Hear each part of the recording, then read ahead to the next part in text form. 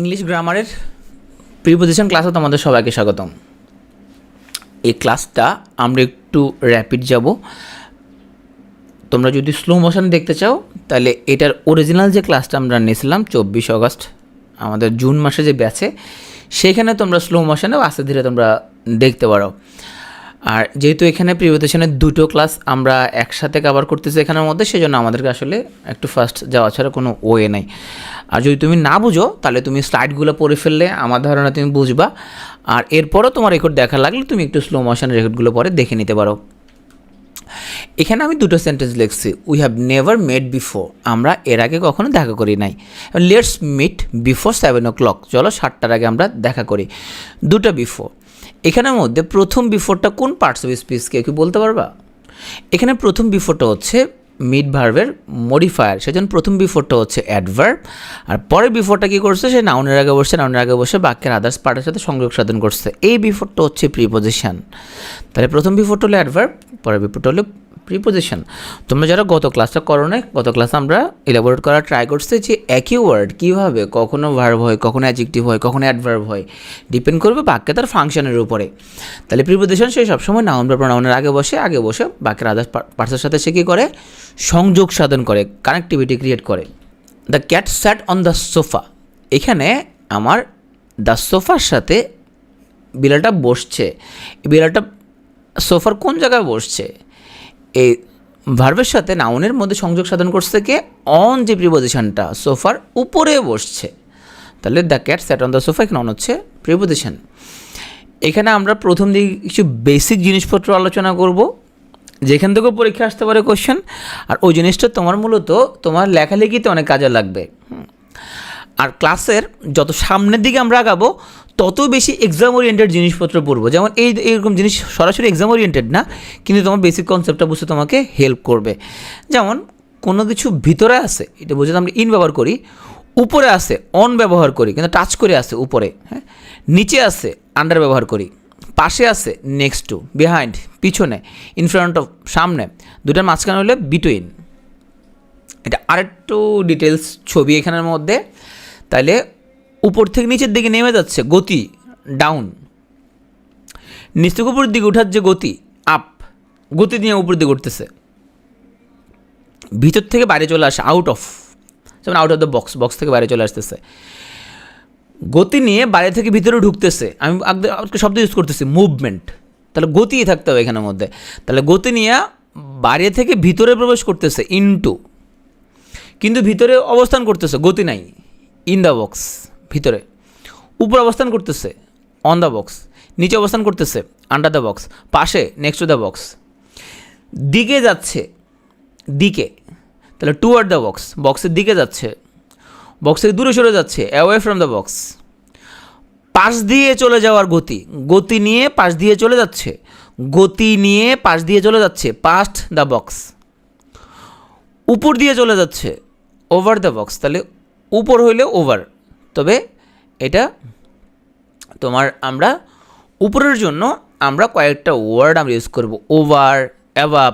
তাহলে ওভার হচ্ছে একটু উপরে, অ্যাভাব হলে আরও অনেক উপরে, অনেক বেশি উপরে হলে অ্যাভাব, আর একটু উপরে হইলে ওভার।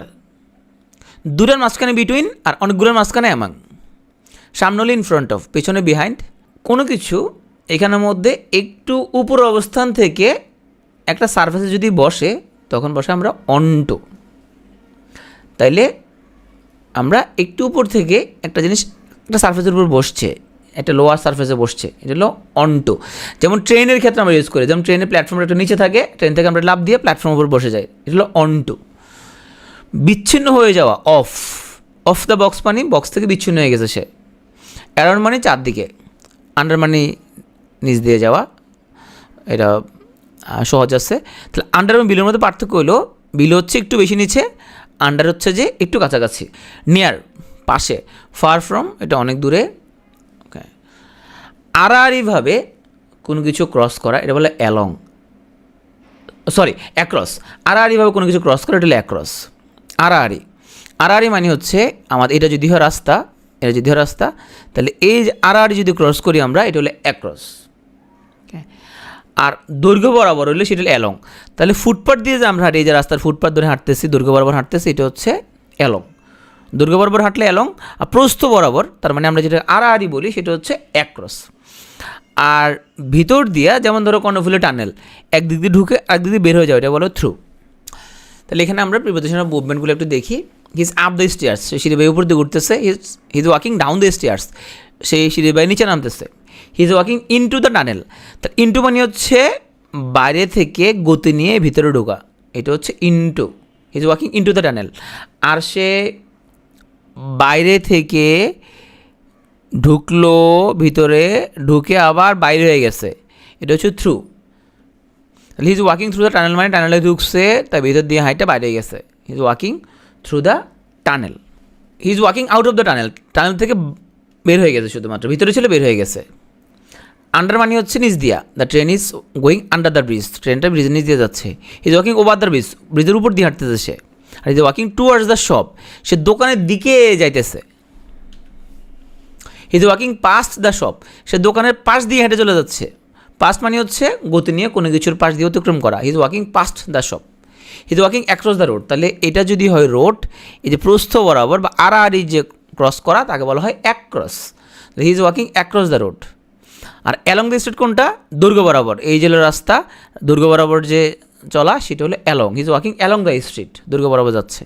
রাউন্ড মানে হচ্ছে চারদিকে। He is walking around the tree, আমেরিকানরা বলে রাউন্ড আর ব্রিটিশরা বলে অ্যারাউন্ড, দুটো অর্থ same. He is walking round the tree অথবা he is walking around the tree, দুটো মিনিং সেম। আসলে আমরা আলাদা আলাদা করে দেখি। অন মানে কোনো কিছুর উপরে, যেমন হামরি ডামটি সেট অন এ ওয়াল, সে ওয়ালের উপর বসে আছে। ইন মানে ভিতর বা মধ্যে, যেমন the bird is in the cage, কেজের ভিতরে আছে। টু মানে কোনো গন্তব্যের দিকে, একদম এক্স্যাক্টলি দিক। হ্যাঁ, সো কোনো গন্তব্য চলার গতি বুঝতে আমরা টু ব্যবহার করি। যেমন the train runs from Rangpur to Dhaka. তো টু এবং টুয়ার্ডসের মধ্যে পার্থক্য কী সেটা আমরা আসবো সামনে। একদম বলছে অন টু মানে কি, অন টু আমরা আসতেছি সামনে। হ্যাঁ, Liton return to his flat, ওর ফ্ল্যাটে ফিরে আসছে। আচ্ছা, I am going to the store, আমি স্টোরে যাচ্ছি, এবং I am going to hit the ball, এখানে দুটা টু আছে। এই দুটো টুর মধ্যে প্রথম টুটা বসছে নাউনের আগে, তাহলে প্রথম টুটা হচ্ছে প্রিপোজিশন, আর পরের টুটা বসছে ভার্বের আগে, তাহলে ওটা হচ্ছে ইনফিনিটিভের টু।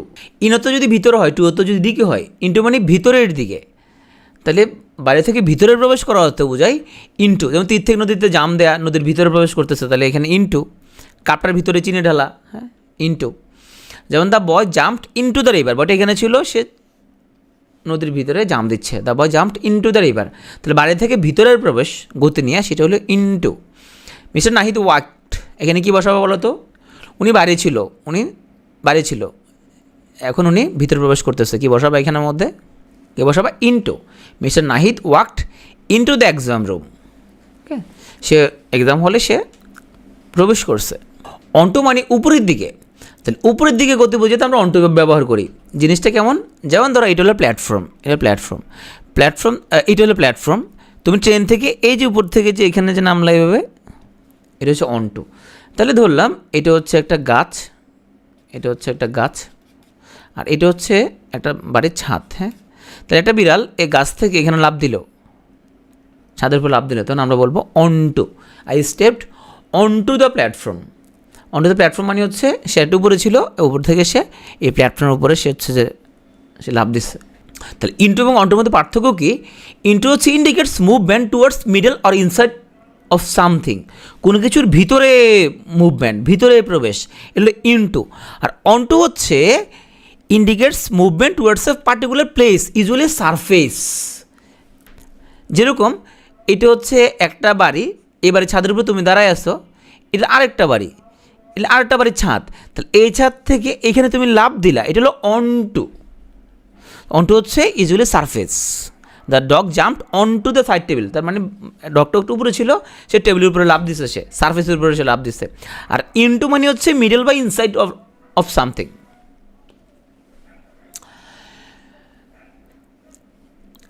তাহলে I walked into the room, তার মানে আমি বাইরে ছিলাম, এবার রুমের ভিতরে আমি প্রবেশ করছি। আর I am sitting in the room, in মানে ভিতরে অবস্থান করা, তার মানে হচ্ছে I am already inside the room, that's no action. তাহলে ইনটুর মধ্যে একটা গতি আছে, ইনটু শব্দের মধ্যে একটা কী আছে? গতি আছে, মুভমেন্ট আছে, যে আমি বাইরে ছিলাম, আমি গতি নিয়ে ভিতরে প্রবেশ করছি। কিন্তু ইনের মধ্যে কোনো গতি নাই, ইন মানে হচ্ছে আমি ভিতরে অলরেডি বসে আছি, I am sitting in the room, already inside. I am climbed on to the roof, তাহলে আমি হচ্ছে যে রুফের উপরে আমি কি করছি? আমি আরোহণ করছি, আমি লাফ দিছি রুফের উপরে, গতি আছে এখানের মধ্যে, একটা অ্যাকশান আছে। কিন্তু যদি বলা হয় the pen is on the table, তার মানে পেনের কোনো গতি নেই, সে পেনের উপর টেবিলের উপরে জাস্ট অবস্থান করতেছে, অলরেডি সে টেবিলের উপরে। কিন্তু অন্টু মানে সে আরেক জায়গায় ছিল, লাভ দিয়ে সে সার্ফেসের উপর বসছে, এটা হলো অন্টু। তাহলে ইনটু বা অন্টুর মধ্যে গতি আছে, অ্যাকশান আছে, কিন্তু ইন এবং অনের মধ্যে কোনো গতি নাই, কোনো অ্যাকশান নাই, এটা অলরেডি এখানে অবস্থান করতেছে। আশা করি বুঝতে পারছো। আন্ডার তো নিচে আছে এমন, যেমন the girl Heights under the bed, তাহলে মেয়েটা বিছানার নিচে পালাইছে, তাহলে আন্ডার মানে হচ্ছে নিচে আছে এরকম, নিচে অবস্থান করতেছে এরকম। The river flows under the bridge, এখানে নদীটা ব্রিজের নিচ দিয়ে প্রবাহিত হচ্ছে। বিলো মানে হচ্ছে কিছুটা নিচে। আমরা যদি বলি যে right your name below the line, যে তুমি হচ্ছে যে এই লাইনের নিচে তোমার নামটা লেখো। এখন এই আন্ডার বিলোর মধ্যে পার্থক্য কী? আন্ডার বিলোর মধ্যে পার্থক্য হচ্ছে, প্রথম উদাহরণটা দেখো, the ball is under the box. দেখো বল এবং বক্সের সাথে কী আছে, আগে টাচ করে আছে, ডিস্টেন্সটা খুবই কম। The ball is below the box, এখানে ডিস্টেন্সটা একটু বেশি। যেন আমরা বলি আন্ডারলাইন করো, তাহলে আন্ডার মানে ক্লোজ, খুবই ক্লোজ, খুবই ক্লোজ, আর বিলো মানে আরেকটু নিচে। আসলে অ্যাক্রস হচ্ছে যে আমরা এক পাশ থেকে অপর পাশে গেলাম, তাহলে এখানে যদি দুটার দিকে মুভমেন্ট হতে পারে, একটা হলো এখানের মধ্যে দৈর্ঘ্য বরাবর, একটা হচ্ছে এখানের মধ্যে প্রস্থ বরাবর। তা প্রস্থ বরাবর আমরা যদি রাস্তা ক্রস করি বা আড়াআড়িভাবে ক্রস করি, তাহলে হলো অ্যাক্রস। আর দৈর্ঘ্য বরাবর আমরা যদি ক্রস করে থাকি, যেমন আমরা ফুটপাথ ধরে যদি হাঁটি, তাহলে সেটা হলো অ্যালং। তো অ্যাক্রস মানে হচ্ছে মাঠ, নদী, রাস্তা ইত্যাদির একদিক থেকে অন্য দিকে যাওয়া বোঝায়, এটা হচ্ছে অ্যাক্রস। যেমন Zahid is going across the bridge, তাহলে ব্রিজের এই দিক থেকে এদিকে চলে আসছে, দৈর্ঘ্য বরাবর না, প্রস্থ বরাবর। তাহলে এখানের মধ্যে এটা হচ্ছে নদী, তাহলে নদীর এই যে প্রস্থ বরাবর যে ব্রিজটা দিছি আড়াআড়িভাবে সে ক্রস করছে, এটাকে বলি আমরা across. Zahid is going across the bridge. অপরদিকে দে বোটেড অ্যাক্রস দ্য রিভার, তার মানে হচ্ছে এই নদীটা এভাবে প্রবাহিত হচ্ছে, সেই নদী দিয়ে সে এদিক থেকে এদিকে চলে যাচ্ছে, এটা অ্যাক্রস দ্য রিভার, প্রস্থ বরাবর আড়াআড়িভাবে চলে যাওয়া। আর অ্যালং মানে হচ্ছে দৈর্ঘ্য বরাবর চলার যে গতি, তাকে বলা হয় অ্যালং। যেমন ধরো এটা হচ্ছে উপকূল, এইটা হলো উপকূল, এটা উপকূল এটা। এখন উপকূল পাশ দিয়ে যদি সে যায়, তাহলে কি হবে, সে এখানের মধ্যে এটা পাশ দিয়ে যাচ্ছে, the ship is sailing along the coast line, এই যে পাশ দিয়ে চলে যাচ্ছে, এটা হচ্ছে অ্যালং। ওকে, থ্রু মানে কোনো কিছুর মধ্য দিয়ে, তাহলে কোনো কিছুর মধ্য দিয়ে অতিক্রম করার গতি বোঝাতে আমরা থ্রু ব্যবহার করি। থ্রু এবং অ্যাক্রসের মধ্যে পার্থক্যটা কী? থ্রু এবং অ্যাক্রসের মধ্যে পার্থক্য হলো, থ্রু হচ্ছে এমন কোনো জায়গা যেটা খুব ক্লোজ একটা জায়গা, তো ক্লোজ একটা জায়গার ভিতরে ঢুকে সে বাইরে বেরিয়ে গেল, এটা হলো থ্রু। কিন্তু জায়গাটা খুব ওপেন, জাস্ট সে প্রস্থ বরাবর ক্রস করলো, সেটা হলো অ্যাক্রস। তাহলে থ্রু কিসে ব্যবহার করি? দেখো আমরা একটা তোমার এখানে আমরা হচ্ছে যে এক সাইড থেকে আরেক সাইডে যাচ্ছি, কেমন, surrounded by the same something or to be in that thing. তাহলে দেখো কী হইলো, এখানের মধ্যে the man was walking through the forest when he met the wolf, তাহলে সে হচ্ছে যে এখানে ফরেস্টের ভিতর দিয়ে সে ক্রস করে চলে গেছে। আর এখানে আমরা বললাম at that moment I was walking across the road, তো দুইটাই তো ভিতর দিয়ে সে এই পাশ থেকে ওই পাশে আসছে। পার্থক্যটা হচ্ছে থ্রু হচ্ছে কোন ধরনের জায়গা, যেমন ফরেস্ট, টানেল, হ্যাঁ, ক্লোজ একটা জায়গা যেটা খুব সারাউন্ডেড বাই কোনো কিছু দিয়ে সারাউন্ডেড, সেখানের মধ্যে আমরা ইউজ করি থ্রু। আর ওপেন জায়গা জাস্ট প্রস্থ বরাবর দিক থেকে এদিকে চলে আসছে, সেটা হচ্ছে অ্যাক্রস। যেমন তুমি যদি বলো I walked through the Karnaphuli tunnel, Karnaphuli tunnel যেহেতু একটা ক্লোজ জায়গা, তুমি এই দিক থেকে ঢুকে একদিক দিয়ে বেরিয়ে গেছো। পাস্ট অত বলছি যে পাশ দিয়ে অতিক্রম করা। এখন আমি তোমাকে বললাম তুমি if you go dash the drug store, তুমি ওষুধের দোকানের পাশ দিয়ে যাওয়ার সময় আমার জন্য কিছু অ্যান্টি আলসারেন্ট আনতে পারবা, এখানে কী বসাবো শূন্যস্থানে? তুমি ওষুধের দোকানের পাশ দিয়ে যাওয়ার সময় আমার জন্য কিছু অ্যান্টি আলসারেন্ট আনতে পারবা, এখানে কী বসাবা? ক্লাসের প্রথম পার্টে আমরা বেসিক জিনিস যেগুলো আলোচনা করতেছি, তোমরা যদি মিনিংটা যদি একটু বুঝতে চেষ্টা করো, তাহলে এক্সামে এগুলো আসলে খুব সহজে আনসার করতে পারবা। আর ক্লাসের সেকেন্ড পার্টে মূলত আমরা মুখস্থ টাইপের কিছু জিনিস আলোচনা করবো, যেগুলো পরীক্ষা থেকে ফ্রিকুয়েন্টলি আসে। তাহলে if you go past the drug store, তুমি ওষুধের দোকানের পাশ দিয়ে যাওয়ার সময় আমার জন্য কিছু অ্যান্টি আলসারেন্ট আনতে পারবা। আপাতত উপরের দিকে কোনো কিছু উপরের দিকে যাওয়া বোঝাতে আমরা আপ ব্যবহার করি, যেমন they R climbing up the tree, ওরা হচ্ছে এই গাছটা নিচ থেকে উপরের দিকে উঠতেছে, দে আর ক্লাইম্বিং আপ দ্য ট্রি। আর উঁচু স্থান থেকে নিচু স্থানে যাওয়া বোঝাতে ডাউন বসে, এটা আপের ঠিক উল্টা। যেমন the stone rolled down the hill, তাহলে স্টোনটা নিচ দিয়ে গড়ায় পড়তেছে। The hair hung down her back to her waist, যে ওর চুলগুলো কী হয়েছে, ওর চুলগুলো হচ্ছে যে ঝুলা আছে down her back to her West, একদম ওর কোমর পর্যন্ত ওর চুল ঝুলতেছে। তাহলে আমরা কোনো কিছু নিচের দিকে বোঝাইতে ডাউন ইউজ করি। ওভার অল্প উপরে, তবে একটু ক্লোজনেস আছে। আর অ্যাবভটা হইলো আরও উপরে, টুয়ার্ড বসানো যাবে না। টুয়ার্ড মানে হচ্ছে ওই দিকে যাইতেছে, টুয়ার্ড মানে ওই দিকে। আমরা টুয়ার্ডের ব্যাপারটা সামনে আমরা আসতেছি। আমরা পাস মানে পাশ দিয়ে অতিক্রম করে যাওয়া, যে তুমি দোকানের পাশ দিয়ে যাওয়ার সময়, হ্যাঁ সেটা হলো পাস্ট। টুয়ার্ড মানে হচ্ছে তুমি দোকানে যাচ্ছ, দোকানের দিকে যাইতেছো সেটা। তো টুয়ার্ড এবং টুর পার্থক্য আমরা আসতেছি সামনে, সব আনসারই পাবা। ওভার মানে অল্প উপরে, একটু ক্লোজনেস আছে, তার মানে অল্প উপর দিয়ে পার হওয়ার যে গতি সেটা হলো ওভার। তবে এখানে ছুবে না কিন্তু, না ছুঁয়ে। যেমন the bird flew over the garden, পাখিটা সে বাগানের উপর দিয়ে সে হচ্ছে উড়াল দিল। এখানে আমরা দেখতে পাচ্ছি যে তোমার হচ্ছে যে একজন প্লেয়ার সে পেনাল্টি কিক নিচ্ছে, তো তার ফলে কী হলো, the ball went over the goal post, বলটা গোল পোস্টের উপর দিয়া চলে গেল। হ্যাঁ, তাহলে দেখো ওভার ইউজ করছে কিছুর উপর দিয়ে চলে যাওয়ার যে গতি সেটা হচ্ছে ওভার। তিনটা ওয়ার্ডের মধ্যে অ্যাক্রস, ওভার এবং থ্রুর মধ্যে একটু পার্থক্যটা দেখে ফেলি। অ্যাক্রস হচ্ছে আড়াআড়িভাবে এক পাশ থেকে আরেক পাশে যাওয়া, প্রস্থ বরাবর। ওভার মানে হচ্ছে উপর দিক দিয়ে যাওয়া। আর plane was flying over the village, গ্রামের উপর দিয়ে বিমানটা চলে গেল। The thief jumped over the fence, চোরটা হচ্ছে যে তোমার বেড়ার উপর দিয়ে লাফ দিছে। তো ওভার মানে একটু উপর দিয়ে চলে যাওয়া, অ্যাক্রস মানে আড়াআড়ি চলে যাওয়া। থ্রু মানে হচ্ছে এখানের মধ্যে মনে রাখতে হবে এমন কোনো জায়গা যেটা সারাউন্ডেড বাই সামথিং, সেটা ভিতর দিয়ে ঢুকে এক দিয়ে ঢুকতে আরেকবার দিয়ে চলে যাবে, এটা হলো থ্রু। অ্যাবাব তো অনেক উপরে। তাহলে ওভার আর অ্যাবাবের মধ্যে মেন পার্থক্যটা হচ্ছে অ্যাবাব মানে হচ্ছে আর একটু বেশি উপরে, অ্যাবাব মানে একটু কম উপরে। অ্যাবাব মানে হায়ার লেভেল দেন ওভার। আর ওভার হচ্ছে এটা ক্লোজনেস। দেখো I held the umbrella over my head, আমি মাথার উপরে আমব্রেলা ধরে আসছি, তাহলে এটা ক্লোজ, খুবই ক্লোজ। আর যদি হয় সে hang the picture above the sofa, সে পিকচারটাকে সোফার উপরে এসে হচ্ছে এখানে ঝুলাইছে। তো অ্যাবাব মানে হচ্ছে ওভার তুলনায় একটু বেশি উপরে, আর ওভার মানে হচ্ছে একদম খুবই ক্লোজ।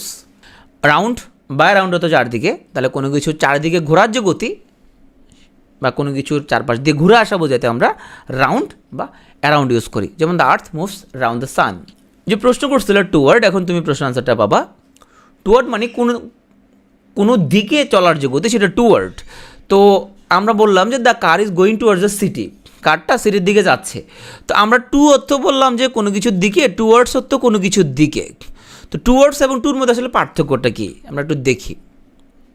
দেখো এখানে মেসি হচ্ছে গোল পোস্টের দিকে বলটা কিক করছে, দেখো ও কিন্তু এ হলো মেসি, এ হলো সে গোল পোস্টের দিকে বলটা কিক করছে। তো সে যদি বিশাল এক নাম্বার প্লেয়ার, সে কী হয়েছে, বলটা এখানে বাক্যে গোল হয়ে গেছে। Messi kick the ball towards the goal post. হ্যাঁ, সে এরকম যদি মেরে দিত, সে ধরো ডাইরেক্ট মারি দিল এরকম, যেখানে কোনো সামনে কেউ নাই, সে ডাইরেক্ট মারি দিচ্ছে, তখন বলতাম to, Messi kick the ball to the goal post.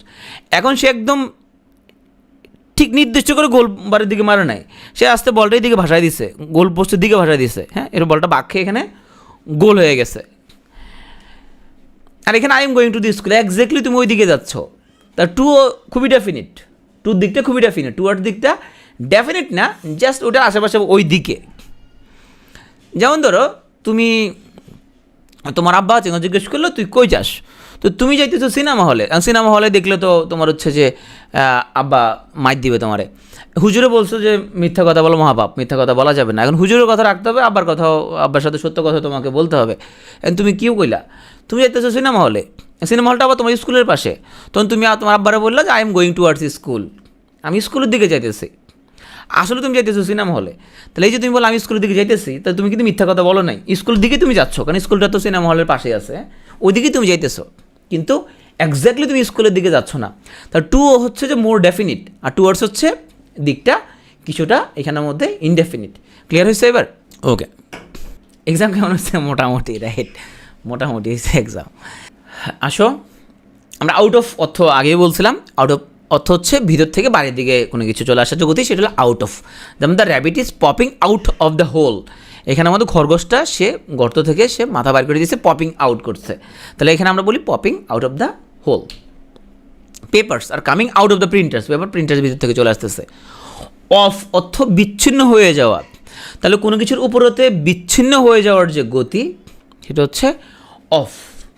The car is going to the city অর্থ হওয়া possible, going to the city হওয়া পসিবল। ওকে, আমরা টু বসাবো নাকি টুয়ার্ডস বসাবো এটা ডিপেন্ড করবে কনটেক্সটের উপরে, আমরা এটা কী বোঝাতে চাচ্ছি তার উপরে। তাহলে আমরা কোনো কিছুর উপরে যদি বিচ্ছিন্ন হয়ে যাওয়া, এটা হচ্ছে অফ। হ্যাঁ, মনে রাখতে হবে of tells you the direction of a person, animal or thing moving away from the original place. Original প্লেসে যে ছিল সেখান থেকে বিচ্ছিন্ন হয়ে যাওয়া বোঝাইতে আমরা অফ ইউজ করি। We use of when describing something moving towards the ground or away from something. তাহলে আরও স্পেসিফিক করে যদি বলি, কোনো কিছু গ্রাউন্ডের দিকে মুভ করা, বিচ্ছিন্ন হয়ে গ্রাউন্ডের দিকে মুভ করা, অথবা কোনো কিছু থেকে দূরে সরে যাওয়া বিচ্ছিন্ন হয়ে, সেখানে আমরা ইউজ করি অফ। যেমন Charlie fail of his bed last night. Charlie এখানে গড়ায় গড়ায় ঘুমাচ্ছিল, সে বিছনা থেকে পড়ে গেছে, তাহলে বিছনা থেকে সে বিচ্ছিন্ন হয়ে মাটিতে পড়ে গেছে, fail of. Mother sending me of to school, মা আমাকে বাড়ি থেকে স্কুলে পাঠাচ্ছে। তাহলে দেখো আমরা সামনে আরও উদাহরণ আসবো। লাস্ট উদাহরণটা, father went of to work at 7। তাহলে আমরা কোনো একটা অরিজিনাল প্লেস থেকে কি বিচ্ছিন্ন হয়ে গেছে,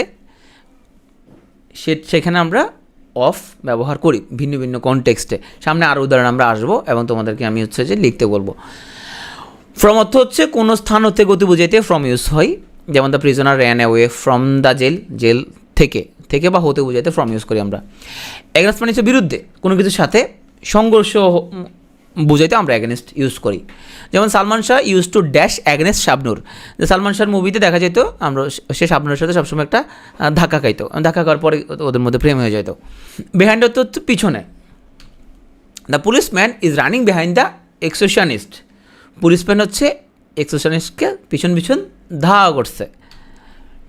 বিটুইন মানে দুইটার মাঝে, the apple is between the boxes, apple হচ্ছে দুটা বক্সের মাঝখানে আছে। So divide mangoes between two boys, দুজনের মধ্যে ভাগ করা অর্থে এখানের মধ্যে আমরা বিটুইন ইউজ করি। আর দুইয়ের অধিক যদি হয় তাহলে হচ্ছে অ্যামাং ব্যবহার করব। যেমন এখানে এই উইমেন ওনার অনেক একটা দুটিতে 4টা বয়ফ্রেন্ড, তো উনি ওনার ভালোবাসাটা 4টা বয়ফ্রেন্ডের মধ্যে ভাগ করে দিচ্ছেন, মানে বলতে পারি তো উইমেন ডিস্ট্রিবিউটস হার লাভ অ্যামাং 4 বয়ফ্রেন্ডস। তাহলে দুইজন হলে বিটুইন, আর দুইয়ের অধিক যদি হয় সেক্ষেত্রে আমরা ইউজ করব অ্যামাং। সো বিটুইন এবং অ্যামাং মধ্যে পার্থক্যটা খুব ইজি। আমরা এখানে দেখো, the pencil fail between 2 books, দুটোর মাঝখানে হলে between, are the pencil fail among the books, বইগুলোর মাঝখানে, দুটোর বেশি হইলে সেখানে আমরা ইউজ করবো অ্যামাং। তাহলে এতক্ষণ আমরা যা পড়লাম, বিহাইন্ড পিছনে, দুটোর মাঝখানে বিটুইন, অ্যারাউন্ড অর্থ হলো চারদিক দিয়ে ঘোরা, অ্যাক্রস মানে আড়াআড়িভাবে প্রস্থ বরাবর, থ্রু মানে হচ্ছে কোনো কিছু ভিতর দিয়ে ঢুকে বাইরে বের হয়ে যাওয়া, নেক্সট মানে পাশে, অ্যামাং মানে হচ্ছে তোমার দুজনের চেয়ে বেশি যদি হয়। বাই অর্থ পাশে বা দ্বারা। আচ্ছা, বাই এবং পাস্ট পার্থক্যটা কি? পাস্টের মধ্যে কি আছে? পাস্টের মধ্যে কি আছে? অ্যাকশান আছে, মুভমেন্ট আছে, পাশ দিয়ে হেঁটে চলে যাওয়া, এটা হচ্ছে পাস্ট। আর বাই মানে এখানে কোনো অ্যাকশান নাই, অবস্থান করতেছে, কোনো অ্যাকশান এখানের মধ্যে নাই, স্থির। তো বাই এবং বিচারের মধ্যে পার্থক্য কি সেটা আমরা দেখব। The student sat by the teacher, student টিচারের পাশে বসে আছে। এখন আসো, আমরা বললাম যে বাই মানিও পাশে, বিসাইড মানিও পাশে। বিসাইডের অর্থ হচ্ছে নেক্সট টু, বিসাইড এবং নেক্সট টু অর্থ সেম, তাহলে বিসাইড মানে হচ্ছে নেক্সট টু। আর বাই এবং বিসাইডের মধ্যে পার্থক্য হচ্ছে, বাই হচ্ছে একটু ফাঁক আছে, ডিস্টেন্স আছে, আর বিসাইড বা নেক্সট টু মানে হচ্ছে একদম পাশাপাশি, খুবই নিকটে। যেমন এখানে কিন্তু স্টুডেন্ট টিচারের পাশে বসে নাই, the student sat beside next to the teacher. তাহলে দুটোর মধ্যে পার্থক্য আছে। এখানে দেখো, এখানের মধ্যে the student sat by the teacher, এর পাশে বসছে, এইটাও স্টুডেন্ট টিচারের পাশে বসছে, এখানে স্টুডেন্ট টিচারের পাশে বসছে, তাহলে দু জায়গায় কিন্তু স্টুডেন্ট টিচার রিলেশনশিপ কিন্তু সেম না, রাইট? আশা করি পার্থক্যটা বুঝতে পারছো। আমি খারাপ কিছু বলছি নাকি? না, ওটা টিচার স্টুডেন্টে। তাহলে আমরা এতক্ষণ যতগুলো এক্সাম্পল আসছি, আমরা অর্থটা যদি বোঝার চেষ্টা করি তাহলে দেখবো উপরে বোঝানোর জন্য আমরা অন ইউজ করছি, ওভার ইউজ করছি, অ্যাবভ ইউজ করছি। বলো তো এখানে সবচেয়ে উপরে তুমি কোনটা ইউজ করবা? সবচেয়ে উপরে কোনটা, অন, ওভার নাকি অ্যাবভ? অ্যাবভ মানে বেশি উপরে, ওভার মানে উপরে তবে ক্লোজ আছে, হ্যাঁ ক্লোজ আছে এখানের মধ্যে। অন মানে সারফেসের উপরে অবস্থান করতেছে, টাচ করে আছে। অন মানে হচ্ছে সারফেসের উপরে টাচ করে আছে। ওভারের মধ্যে গতি থাকতে পারে, অ্যাবভের মধ্যে গতি থাকতে পারে, অনের মধ্যে কিন্তু কোনো গতি নাই। নিচে বোঝানোর জন্য বিলো এবং আন্ডার দুটো ব্যবহার করছি। তার মধ্যে আন্ডার হচ্ছে ভেরি ক্লোজ, যেমন আমরা বলি যে তোমার আন্ডারলাইন, হ্যাঁ তার মানে খুবই ক্লোজ এখানের মধ্যে। বিলো মানে একটু বেশি নিচে। দিকে বোঝাতে টু ইউজ করছে, টু ওয়ার্ডস ইউজ করছে, তার মধ্যে টুটা একদম ফিক্সড, একদম সার্টেন দিকটা। টু ওয়ার্ডস মানে হচ্ছে ওই দিকে, তবে ওই দিকটা একদম সার্টেন না, নির্দিষ্ট না। থেকে বোঝাতে ফ্রম, বাইরে বোঝাতে আমরা আউট ইউজ করছি। মধ্যে স্থিরের জন্য আমরা ইন বা ইনসাইড ইউজ করছি। ভেতর দিয়ে বোঝাতে আমরা থ্রু বা অ্যাক্রস। তো পার্থক্য হচ্ছে অ্যাক্রস মানে হচ্ছে খোলা, যে এই দিক থেকে এদিকে চলে গেছে প্রস্থ বরাবর, আর থ্রু মানেও প্রস্থ বরাবর চলে গেছে, ঠিক আছে, কিন্তু জায়গাটা একটু ক্লোজ আছে। মধ্যে প্রবেশ গতি আছে, ইনটু। বাইরে বোঝাতে আউট অফ, দ্বারা বোঝাতে বাই বা উইথ।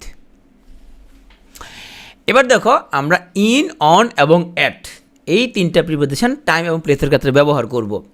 আমরা একটা পিরামিড আঁকছি।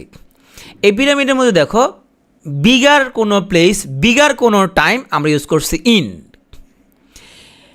আর একটু ছোট, মোর স্পেসিফিক, সেখানে ইউজ করছি আমরা অন। আর খুবই স্পেসিফিক, একদম স্মলেস্ট, সেখানে ইউজ করছি আমরা অ্যাট।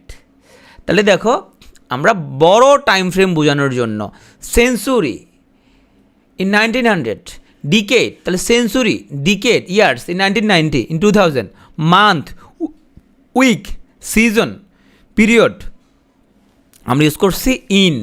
তাহলে আমরা বড় টাইম ফ্রেম ব্যবহার করার জন্য আমরা ইউজ করি ইন। তার চেয়ে যদি ছোট হয়, যেমন ডে যদি হয়, সেক্ষেত্রে আমরা ইউজ করি, আমরা এখানে কিছু ব্যতিক্রম রাখছি, ব্যতিক্রমগুলো আমি বলতেছি, আগে আমরা জেনারেল জিনিসগুলো বলি। অন মানে হচ্ছে আমরা একটু স্মল পার্ট আসলাম, যেমন ধরো ডেট, তাহলে ডেটে আমরা ইউজ করব অন। বিশেষ এক্সাম হবে অন 9th মার্চ, তাহলে ডেটের ক্ষেত্রে on. Day, Saturday, Sunday, Monday, তাহলে ডেট এবং ডে। দ্য উইকেন্ড, হ্যাঁ, এগুলো ইউজ করবো আমরা অন। তাহলে ইন মানে হচ্ছে বড় টাইম ফ্রেম, এখানে বছর, তারপরে এখানে মধ্যে মাস, সেঞ্চুরি, উইক, এক্ষেত্রে ইন। আরেকটু স্পেসিফিক করলে আসে আমাদের ডে, ডে বা ডেট, এক্ষেত্রে অন। আর আরও স্পেসিফিক করি যে পরীক্ষা শুরু হবে অ্যাট 10 AM, তাহলে এই যে টাইম আরও আমরা স্পেসিফিক করলাম 10 AM, part of the day, at midnight. হ্যাঁ, তাহলে আমরা যখন টাইমকে একদম আরও ঘন্টা ধরে স্পেসিফিক করে দিব, তখন ইউজ করবো আমরা অ্যাট। তো টাইমের ক্ষেত্রে এখানে কিছু ব্যতিক্রম জিনিস দেখো, সেটা হচ্ছে আমরা কিছু হলিডের ক্ষেত্রে আমরা হচ্ছে যে অন ব্যবহার করি, যেমন অন ইস্টার ডে। অপরদিকে আমরা যখন বলবো ইস্টার হলিডে, তখন সেক্ষেত্রে আমরা ইন ইউজ করি, ইন দ্য ইস্টার হলিডে। তবে এখানে ব্যতিক্রম ধর্মীগুলো, যেহেতু এখানে ইস্টার হলিডে আমাদের এখানে ওরকমভাবে হচ্ছে যে কমন না, সেজন্য তুমি হচ্ছে যে জেনারেল যে জিনিসগুলো সেগুলো পড়লে হবে এখানের মধ্যে। এখানে কিছু ব্যতিক্রম আছে, সো সেগুলো এখানের মধ্যে লাগবে না। আরেকবার বলতাম, বড় টাইম ফ্রেম যেমন হচ্ছে in 1990, in 2000, in March, in spring, in the future.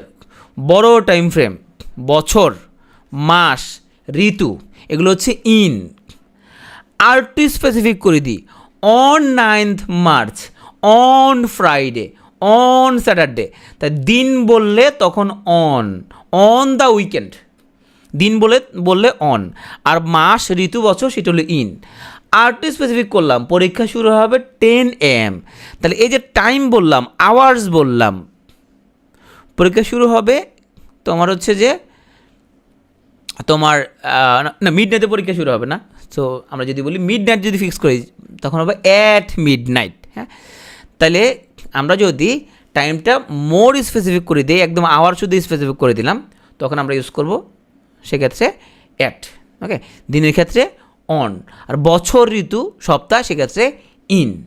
Okay, 26 March কি ইউজ করব? 26 মার্চ ইন নাকি অন নাকি অ্যাট? অন।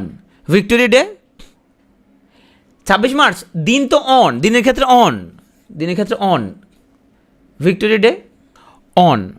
আচ্ছা, এখন ধরো দুটো টাইমের মধ্যে একটা হচ্ছে মর্নিং, একটা হচ্ছে 8 AM। এখন দুটো টাইমের মধ্যে মর্নিং এবং 8 AM, এই দুটোর মধ্যে যদি পার্থক্য যখন করবা, তুমি দেখো 8 AM মোর স্পেসিফিক টাইম, তাহলে 8 AM এর ক্ষেত্রে তুমি ইউজ করবা সেক্ষেত্রে অ্যাট, সেক্ষেত্রে টাইমের মধ্যে হয়ে যাবে ইন। ওকে, সো এই পিরামিডটা মনে রাখলেই হবে, সেক্ষেত্রে তুমি ইন, অন এবং অ্যাট তিনটে পার্থক্য করতে পারবা। এবার হচ্ছে প্লেসের ক্ষেত্রে, হ্যাঁ, এখানে ব্যতিক্রমে যেগুলো আছে সেগুলো তোমার লাগবে না, যেমন ধরো ইস্টার হলিডে, এগুলো আমাদের দেশে পালন করা হয় না, যেহেতু এই ছবিটা আমরা নেট থেকে নিয়েছি, তো এখানের মধ্যে নিশ্চয়ই ওদের দেশের সিস্টেম অনুযায়ী ওরা দিচ্ছে।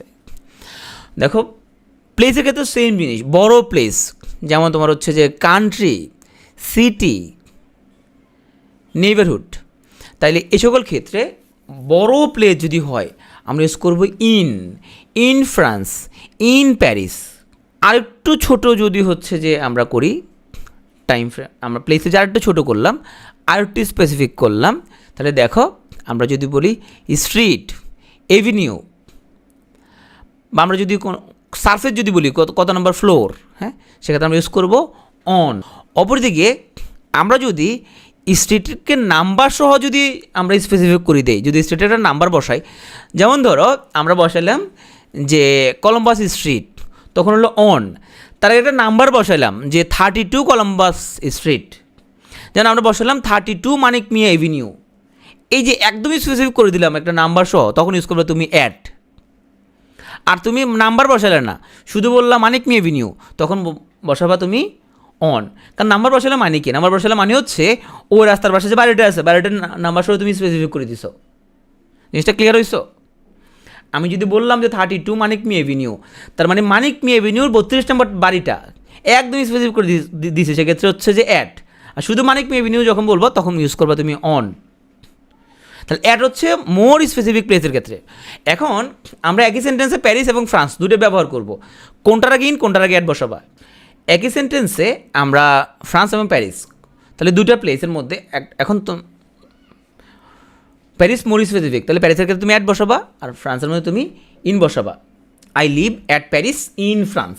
ওকে, তাহলে তুমি দুটার মধ্যে যদি পার্থক্য করতে চাও, যেটা মোর স্পেসিফিক সেখানে তুমি হচ্ছে যে তুমি সেক্ষেত্রে তুমি অ্যাট বা ইন দিয়া তুমি পার্থক্য করতে পারবা। ওকে, তবে ইউজুয়ালি আমরা হচ্ছে যে বড় প্লেস যদি বোঝাই, আই লিভ ইন প্যারিস, বড় প্লেস যদি বোঝাই সেক্ষেত্রে আমরা হচ্ছে যে ইন ব্যবহার করব। এখন আসো সিটির মধ্যে এরকম কোনো পার্থক্য আছে কিনা, সিটির মধ্যে আমরা হচ্ছে দুটো সিটির মধ্যে সেক্ষেত্রে ইন এবং অ্যাট আমরা এরকম বসাতে পারি কিনা, সেটা আমরা উদাহরণগুলো আমরা সামনে আসতেছি। হ্যাঁ, আমরা দেখবো যে দুটো সিটি যদি হয় সেক্ষেত্রে আমরা কোনোটার মধ্যে ইন বা অ্যাট সেরকম হয় কিনা আমরা দেখব।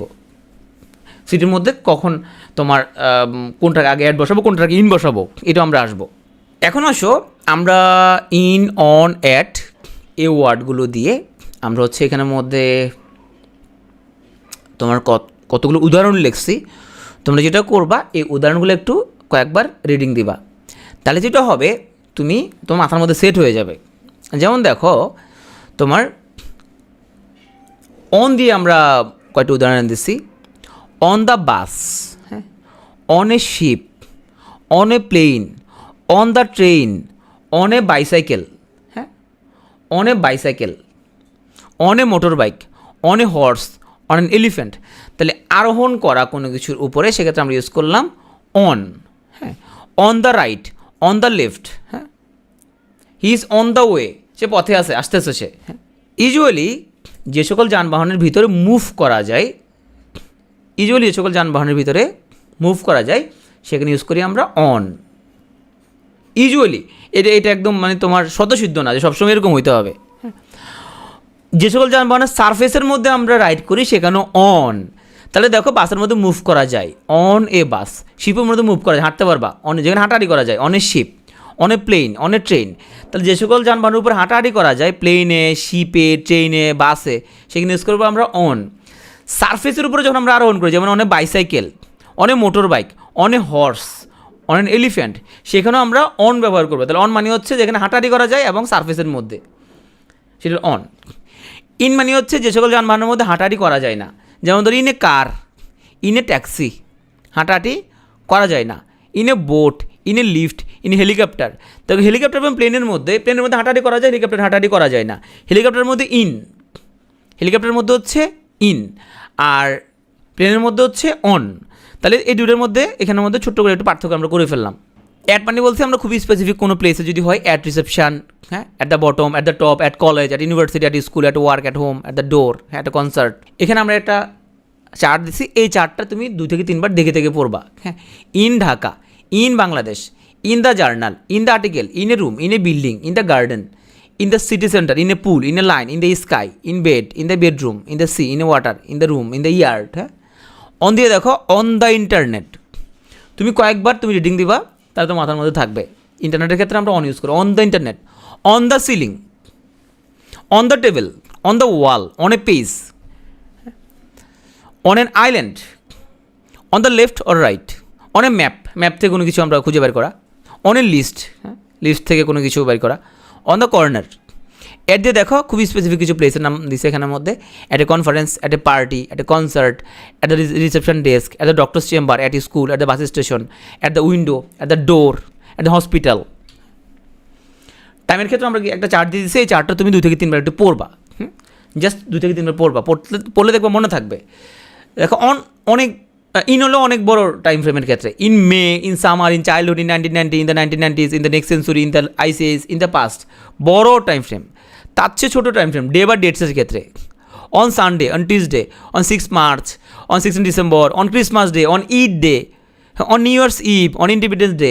তার ডে বা ডেটস হলো অন, আর প্রেসাইজ টাইম হলে স্পেসিফিক অ্যাট, যেমন at 3 o'clock, at 10:30, at noon, at bed time, at dinner time, at sunrise, at sunset, at the movement. হ্যাঁ, এখানে দেখো আমরা হচ্ছে যে আমরা কিছু এক্সাম্পল বলছিলাম না, ওই যে তোমরা সিটির ক্ষেত্রে কখনো আমরা কোনটা ইন কোনটা অ্যাট, হ্যাঁ সেগুলো আমরা আসবো সামনে। এখানে 2টা বাক্য লিখলাম, he is going to home এবং হি ইজ গোয়িং হোম, এই দুটার মধ্যে কোনটা কারেক্ট? সে বাড়ি যাচ্ছে, সে বাড়ি যাচ্ছে সে। এখানের মধ্যে প্রথমটা ভুল আছে। কেন ভুল আছে?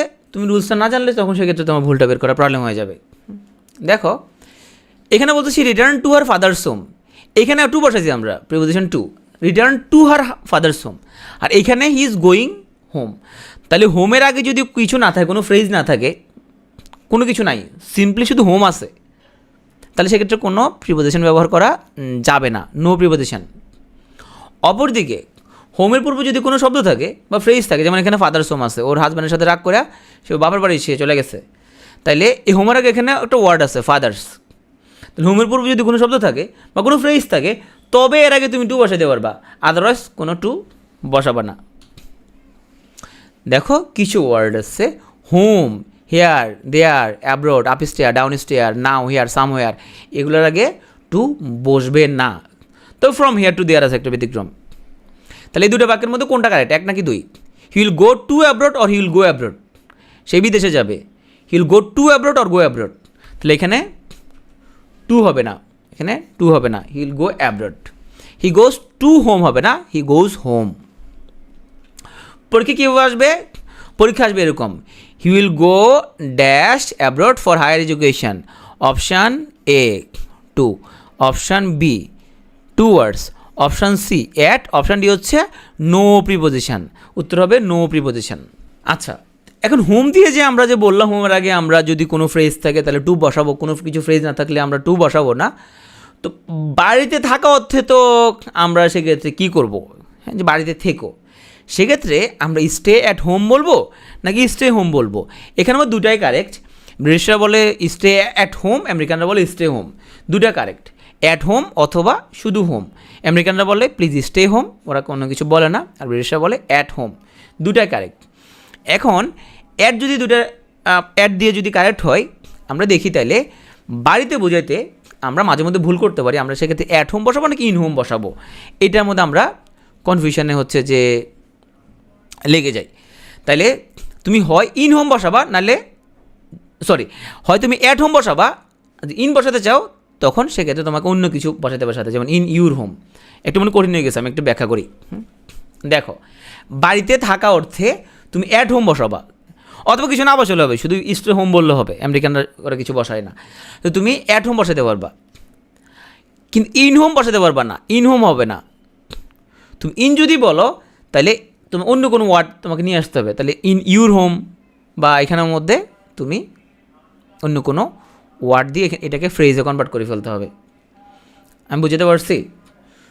বাড়িতে থাকা অর্থে তুমি হয় শুধু অ্যাট হোম বসাবা, আর যদি বসাতে চাও তাইলে ইন হোম বসানো যাবে না, তুমি বসাতে হবে ইন ইউর হোম, তাহলে শুধু ইন হোম এরকম বসানো যাবে না।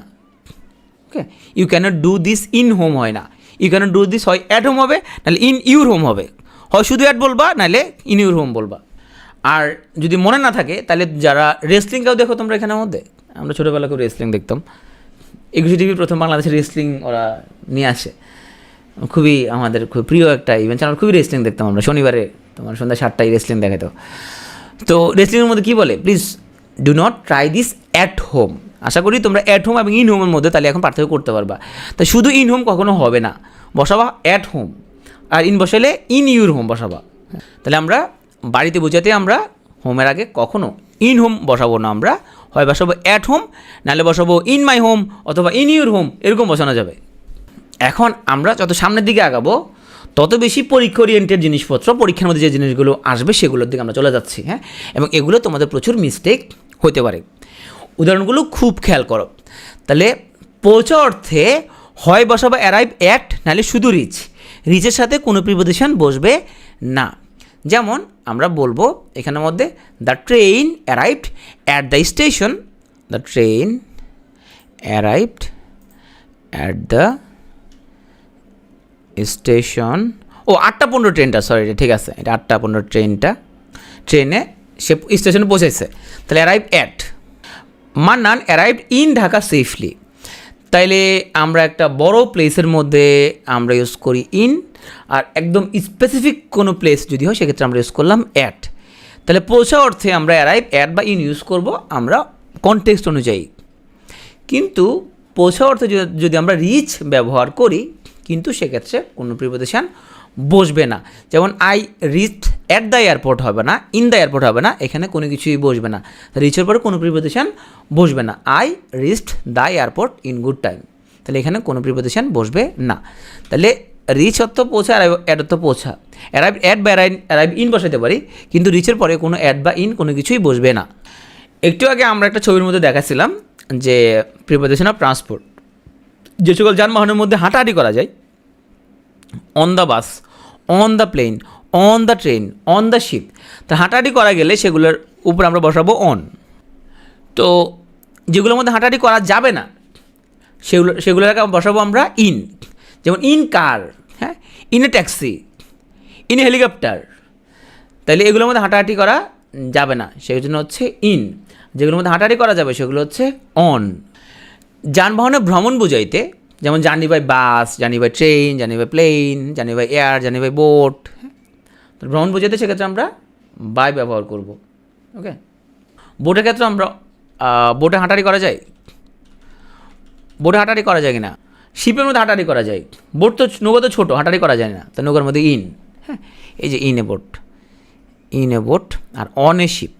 এই উদাহরণগুলো খুব গুরুত্বপূর্ণ, পরীক্ষা এগুলো থেকেই প্রশ্ন আসবে। এখন যা যা পড়াবে সেগুলো সবগুলো প্রশ্ন পরীক্ষা আসবে, এবং আমার বিশ্বাস যে প্রিপোজিশন এখান থেকে তোমরা কমন পাওয়ার সম্ভাবনা অনেক বেশি। সাইকেল, ফুট, হর্সব্যাক, এগুলার উপরে যে আরোহণ করা, আচ্ছা আমরা পায়ে আরোহণ করতেছি মানে কি, আমরা হাঁটি মানে পায়ে আরোহণ করি কাইন্ড অফ, তাই না? সে পায়ে হাঁটে আসছে, he came on foot, he came on a new cycle, তাহলে নতুন সাইকেল আরোহণ করে আসছে, পায়ে হাঁটে আসছে, এগুলো ইউজ করবো আমরা অন। হর্সব্যাক, তাহলে Priyanka Chopra and Nick Jonas went on a horseback ride, তাহলে ওরা হর্সব্যাক রাইডে গেছে, তাহলে ওরা এই যে ঘোড়ার উপরে যে আরোহণ করছে সেক্ষেত্রে আমরা ইউজ করবো অন। সাইকেলের উপরে অন, হাঁটে আসলে অন, হাঁটে আসলে তো কাইন্ড অফ আমরা আরোহণ করতেছি, তাই না? So this is not horseback. এখন এখানে যে উদাহরণটা দিলাম খালি স্থানটা ফিল আপ করো। The girl fell dash the bike, কতটুকু মনে আছে? তাহলে মেয়েটা সাইকেল চালাচ্ছিল, সাইকেল থেকে বিচ্ছিন্ন হয়ে মাটিতে পড়ে গেছে, তাহলে হচ্ছে of. The girl fail off the bike. Fail off the bus মানে হচ্ছে গাড়ি থেকে, ঘোড়া থেকে, বাস থেকে পড়ে যাওয়া বা নামা অর্থে আমরা অফ বসি। He is fail off the bus, পড়ে যাওয়া বা নামা মানে বিচ্ছিন্ন হয়ে যাওয়া কোনো কিছু থেকে, সেটা হচ্ছে অফ। এখন আমরা বলছিলাম যে শহরের আগে আমরা অ্যাটও বসাইতে পারি, ইনও বসাইতে পারি, হ্যাঁ, কখন কোনটা হবে সেটা আসবে কনটেক্সট অনুযায়ী। হি লিভস ইন লন্ডন, হ্যাঁ, লন্ডন একটা বড় শহর, এখানের মধ্যে এখানে দুটো শহর লিখলাম আমরা এখানের মধ্যে, একটা শহর হচ্ছে আমাদের নিউ ইয়র্ক, আর একটা শহর হচ্ছে লন্ডন।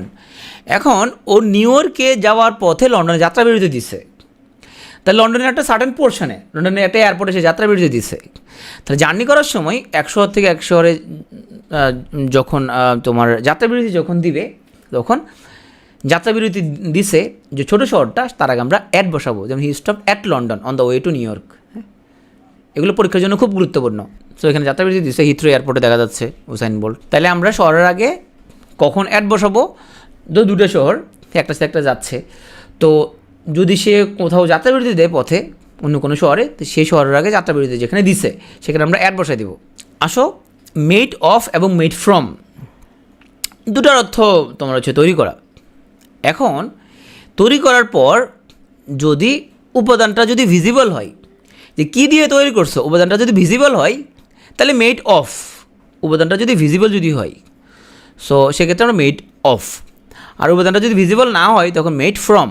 আমি মনে রাখি যে তোমার উপাদানটা অফ মানে উপাদানটা ওপেন আছে, মানে উপাদানটা দেখা যায়। হ্যাঁ, উপাদানটা ওপেন আছে তাহলে হচ্ছে অফ, আর উপাদানটা ওপেন নাই তাহলে ফ্রম। আমি এভাবে মনে রাখছি।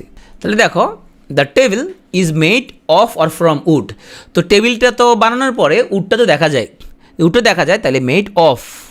অপরদিকে the paper is made of or from, যেহেতু পেপারটা কাঠের তৈরি, ঠিক আছে, কিন্তু কাঠও দেখা যায় না পেপারের মধ্যে, সেক্ষেত্রে মেড ফ্রম। তাহলে উপাদানটা যদি ভিজিবল হয় তাহলে মেড অফ। উপাদানটা যদি ভিজিবল না হয়, যে এখন তো কাগজ তো কাঠের তৈরি আমরা সবাই জানি, কিন্তু কাঠটা তো দেখা যায় না, সেজন্য মেড ফ্রম। আর টেবিলটা কাঠের তৈরি, কাঠটা দেখা যায়, সেক্ষেত্রে মেড অফ। যেমন the table is made of wood. অপরদিকে the paper is made from wood. কোনো কিছু বুঝতে পারা, আন্ডারস্ট্যান্ড করা, এটার অর্থে আমরা মেক আউট ইউজ করি। I cannot make out what you say, যে তুমি কি বলতেছ সেটা আমি বুঝতেছি না। তাহলে মেক আউট শব্দের অর্থ হচ্ছে আন্ডারস্ট্যান্ড করা। পরীক্ষা প্রশ্ন থাকবে এরকম, I cannot make dash what you say. তাহলে মেক আউট অর্থ কোনো কিছু বুঝতে পারা, এটা মেক আউট। তবে এটা বিয়ে শাদী না করে করাটা ঠিক হবে না। আচ্ছা, এখানে দেখো যে কোনো কিছু গঠিত হওয়া, কনসিস্ট হওয়া, এটার অর্থে আমরা মেড আপ অফ ইউজ করি। যেমন জিওনা সানা ওর ফ্যামিলি হচ্ছে is made up of 181 member. Or family পৃথিবীর সবচেয়ে বড় ফ্যামিলি, ওর ফ্যামিলিতে 181 জন মেম্বার আছে, ওর কয়েক ডজন স্ত্রী আছে, এবং এখানে ওর স্ত্রী এবং ওর সন্তান নাতিপুতি সবাই একের সাথে সুখে শান্তিতেই এখানে বসবাস করতেছে। তাহলে যে মেড আপ অফ মানে কোনো কিছু কনসিস্ট হওয়া, কোনো কিছু গঠিত হওয়া, মেড আপ অফ। কোন উপাদান দিয়ে কোনো কিছু গঠিত হওয়া, সেটা হচ্ছে মেড আপ অফ। এখন আসো মেড ইন। কোনো স্থানে তৈরি, সেটা হলো made in. Walton phone is made in Bangladesh. Walton phone বাংলাদেশে তৈরি। সো কোনো স্থানে তৈরি বুঝালে শালার নামের আগেও আমরা ইন বসবো। সবার নাম কেমন মনে রাখে না, এটা মনে রাখা তো এটা তো কঠিন ব্যাপার না, কারণ তোমার ক্লাসের লোকজনের নাম কি মনে নাই? তুমি 4 বছর ক্লাস করছো, তোমার নাম মনে নাই। তবে বাংলাদেশে হলে সমস্যা হবে এটা। বাংলাদেশে বেশিরভাগ মেয়ের নাম হলো জান্নাত। তো এখন যে বাংলাদেশে বেশিরভাগ মেয়ের নাম জান্নাত, এখন ধরো ওর বউ যদি 40টা হয়, মিনিমাম 10টার নাম জান্নাত। এখন যদি ডাক দেয় এই জান্নাত তুমি কই, তখন 10 জনে চলে আসবে। এটা সমস্যা হবে। অন্য দেশে তো এরকম না, অন্য দেশে মনে আছে এরকম, মনে হয় আছে, আমি তার সবার নাম জানি না। তাহলে কোনো স্থানে তৈরি বুঝাইতে আমরা ইউজ করবো মেড ইন, এবং সালের নামের আগে আমরা ইন ব্যবহার করি, যে মেড ইন বাংলাদেশ। তো আমরা সবসময় তোমার হচ্ছে যে বাংলাদেশি জিনিসপত্র দেখলে আমরা ওটা কিনতে চাই না। হ্যাঁ, আমরা মনে করি যে বাংলাদেশি জিনিস মানে খারাপ। সব কিছু বাংলাদেশে চাইলেও আমরা একটা জিনিসই দেশি খুঁজি না, সেটা হচ্ছে যে ও সঠিক কথাই বলছে, সেটা হচ্ছে মরক। এটা হচ্ছে দেশি খুঁজি, অন্য ক্ষেত্রে আমরা সবসময় বিদেশি জিনিসপত্র আমরা চাই। দেখো, অ্যাবজর্বড ইন এবং অ্যাবজর্বড অ্যাট, হ্যাঁ, কোন ক্ষেত্রে আমরা কোনটা ব্যবহার করব? গভীরভাবে নিবিষ্ট বা নিমগ্ন, এক্ষেত্রে আমরা ইউজ করবো absorbed in. The man was absorbed in his work. তাহলে অ্যাবজর্বড অ্যাট হবে না, অ্যাবজর্বড ইন হিজ ওয়ার্ক, গভীরভাবে নিবিষ্ট। অন ফুট আগে একবার বলছিলাম যে পায়ে হেঁটে গেলে, সেটা on foot. My friend always goes home on foot. সে সবসময় পায়ে হেঁটে সে বাসা যায়। খালি পায়ে যদি হয় সেক্ষেত্রে আবার ইন বেয়ার ফুট। তাহলে সে নর্মালি পায়ে হেঁটে যায়, আমরা জানি না খালি পায়ে কিনা, সেটা অন ফুট। কিন্তু যদি খালি পায়ে যদি হয় তখন হয়ে যাবে তোমার ইন বেয়ার ফুট। তো ওরা এই দিক দিয়ে অবশ্য কাজটা ঠিক করে না, শহীদ মিনারে ফুল দিতে উঠছে ওরা, কিন্তু এখানে খালি পায়ে কি আছে কি না। আচ্ছা, তো we should go to the Shaheed Minar, কী হবে? In bare foot. তাহলে খালি পায়ে হইলে সেক্ষেত্রে ইন বেয়ার ফুট। হ্যাঁ, বেয়ার ফুট শব্দের অর্থ থাকলে ইন হবে। এগুলো কিন্তু পরীক্ষার জন্য খুব গুরুত্বপূর্ণ, পরীক্ষার মধ্যে এগুলাই আসে। তোমরা প্রশ্ন যদি দেখো দেখবে এগুলোই পরীক্ষা আসতেছে। তা পায়ে হেঁটে গেলে অন ফুট, কিন্তু খালি পায়ে গেলে ইন বেয়ার ফুট। আচ্ছা, এখন আসো ডিলস ইন এবং ডিলস উইথ। কোন ক্ষেত্রে আমরা কোনটা ব্যবহার করব।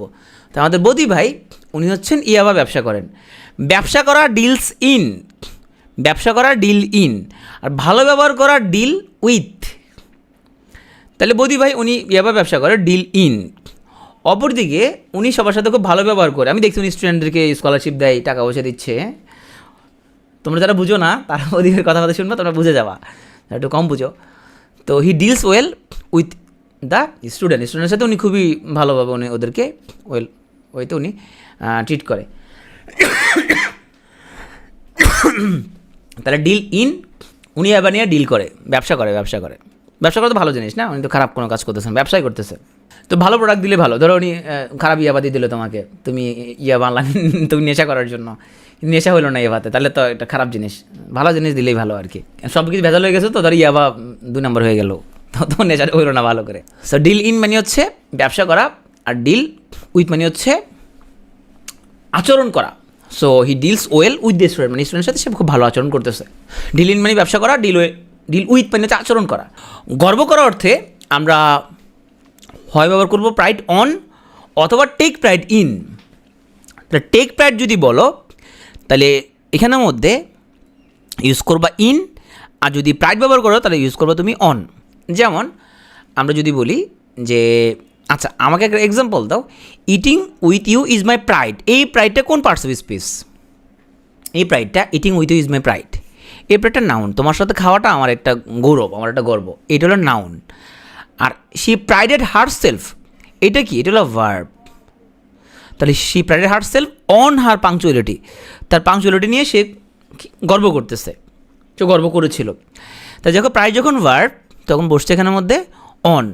প্রাইড শুধু নাউন হিসেবে ইউজ হতে পারে, যেমন eating with you is my pride, এখানে কোনো কিছু বসে নাই। এবার আসো তোমার হচ্ছে যে কোনো কিছু গর্ব করার অর্থে তুমি যদি টেক প্রাইড ইউজ করো, যে টেক প্রাইড, তখন ইউজ করবা ইন, টেক প্রাইড ইন।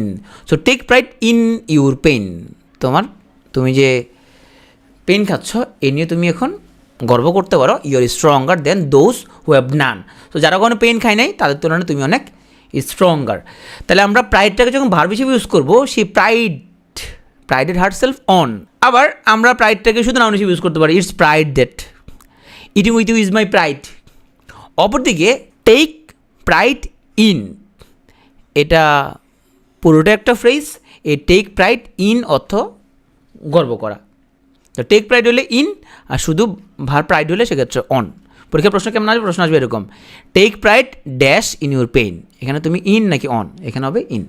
কোনো তোমার যন্ত্র দিয়ে লেখা সেটা হচ্ছে উইথ, যন্ত্র দিয়ে লেখা উইথ। আর যন্ত্রের ভিতরে কোনো উপকরণ দিয়ে লেখা সেটা হলো ইন। যেমন কালি দিয়ে লেখা, এটা একটা উপকরণ, উপাদান, উই রাইট ইন ইঙ্ক। যন্ত্র হলো কলম, we write with a pen. So write with এবং রাইট ইন ধরে পার্থক্য বুঝতে পারছি আমরা। অ্যাটেন্ড অন মানে হচ্ছে সেবা করা। যেমন ধরো আমরা হাসপাতালে বলি যে সিস্টার কি অ্যাটেন্ড করছে, ডাক্তার কি অ্যাটেন্ড করছে। তাহলে অ্যাটেন্ড করা মানে হচ্ছে, অ্যাটেন্ড অন মানে সেবা করা। The husband attends on wife, husband হচ্ছে স্ত্রীকে সেবা করতেছে, এখানে স্ত্রী অসুস্থ সেজন্য সে সেবা যত্ন করতেছে। আর অ্যাটেন্ড টু মানে হচ্ছে মনোযোগ দেওয়া, please attend to my lecture. এখানে অ্যাটেন্ড অন হবে না। যদি বলি please attend on my lecture, তার মানে আমার লেকচারকে সেবা করো তোমরা। অ্যাটেন্ড টু মাই লেকচার মানে আমার লেকচারের দিকে মনোযোগ দিতে আমি আহ্বান করতেছি। তাহলে অ্যাটেন্ড টু বুঝতে পারছো এবং অ্যাটেন্ড অনও বুঝতে পারছো। মিনিং অনুযায়ী তুমি বসাবো, অন বসাবো নাকি টু বসাবো, মিনিং অনুযায়ী তুমি সিদ্ধান্ত নিতে হবে তোমাকে। সব পরের পার্টে চলে আসি আমরা। এই পার্টটা খুব গুরুত্বপূর্ণ। কোনো কিছু সীমানার মধ্যে যদি হয় তাহলে হচ্ছে ইন, সীমানার বাইরে টু, আর ঠিক সীমানার উপরে সেটা হচ্ছে অন। হ্যাঁ, তাহলে সীমানার মধ্যে, সীমানার বাইরে এবং সীমানার উপরে। উদাহরণ দিলে জিনিসটা আরও ক্লিয়ার হবে। দেখো, Feni is in the east of the Comilla. তাহলে ফেনী হচ্ছে তোমার কুমিল্লার কোথায়? ইস্টে। এখানে বললাম Tajingdong is on south east of Bangladesh. Tajingdong হলো সাউথ ইস্টের উপরে, মানে এটা যেহেতু উঁচু একটা জায়গা। Japan is to the east of Bangladesh. Japan হচ্ছে তোমার বাংলাদেশের পূর্বে।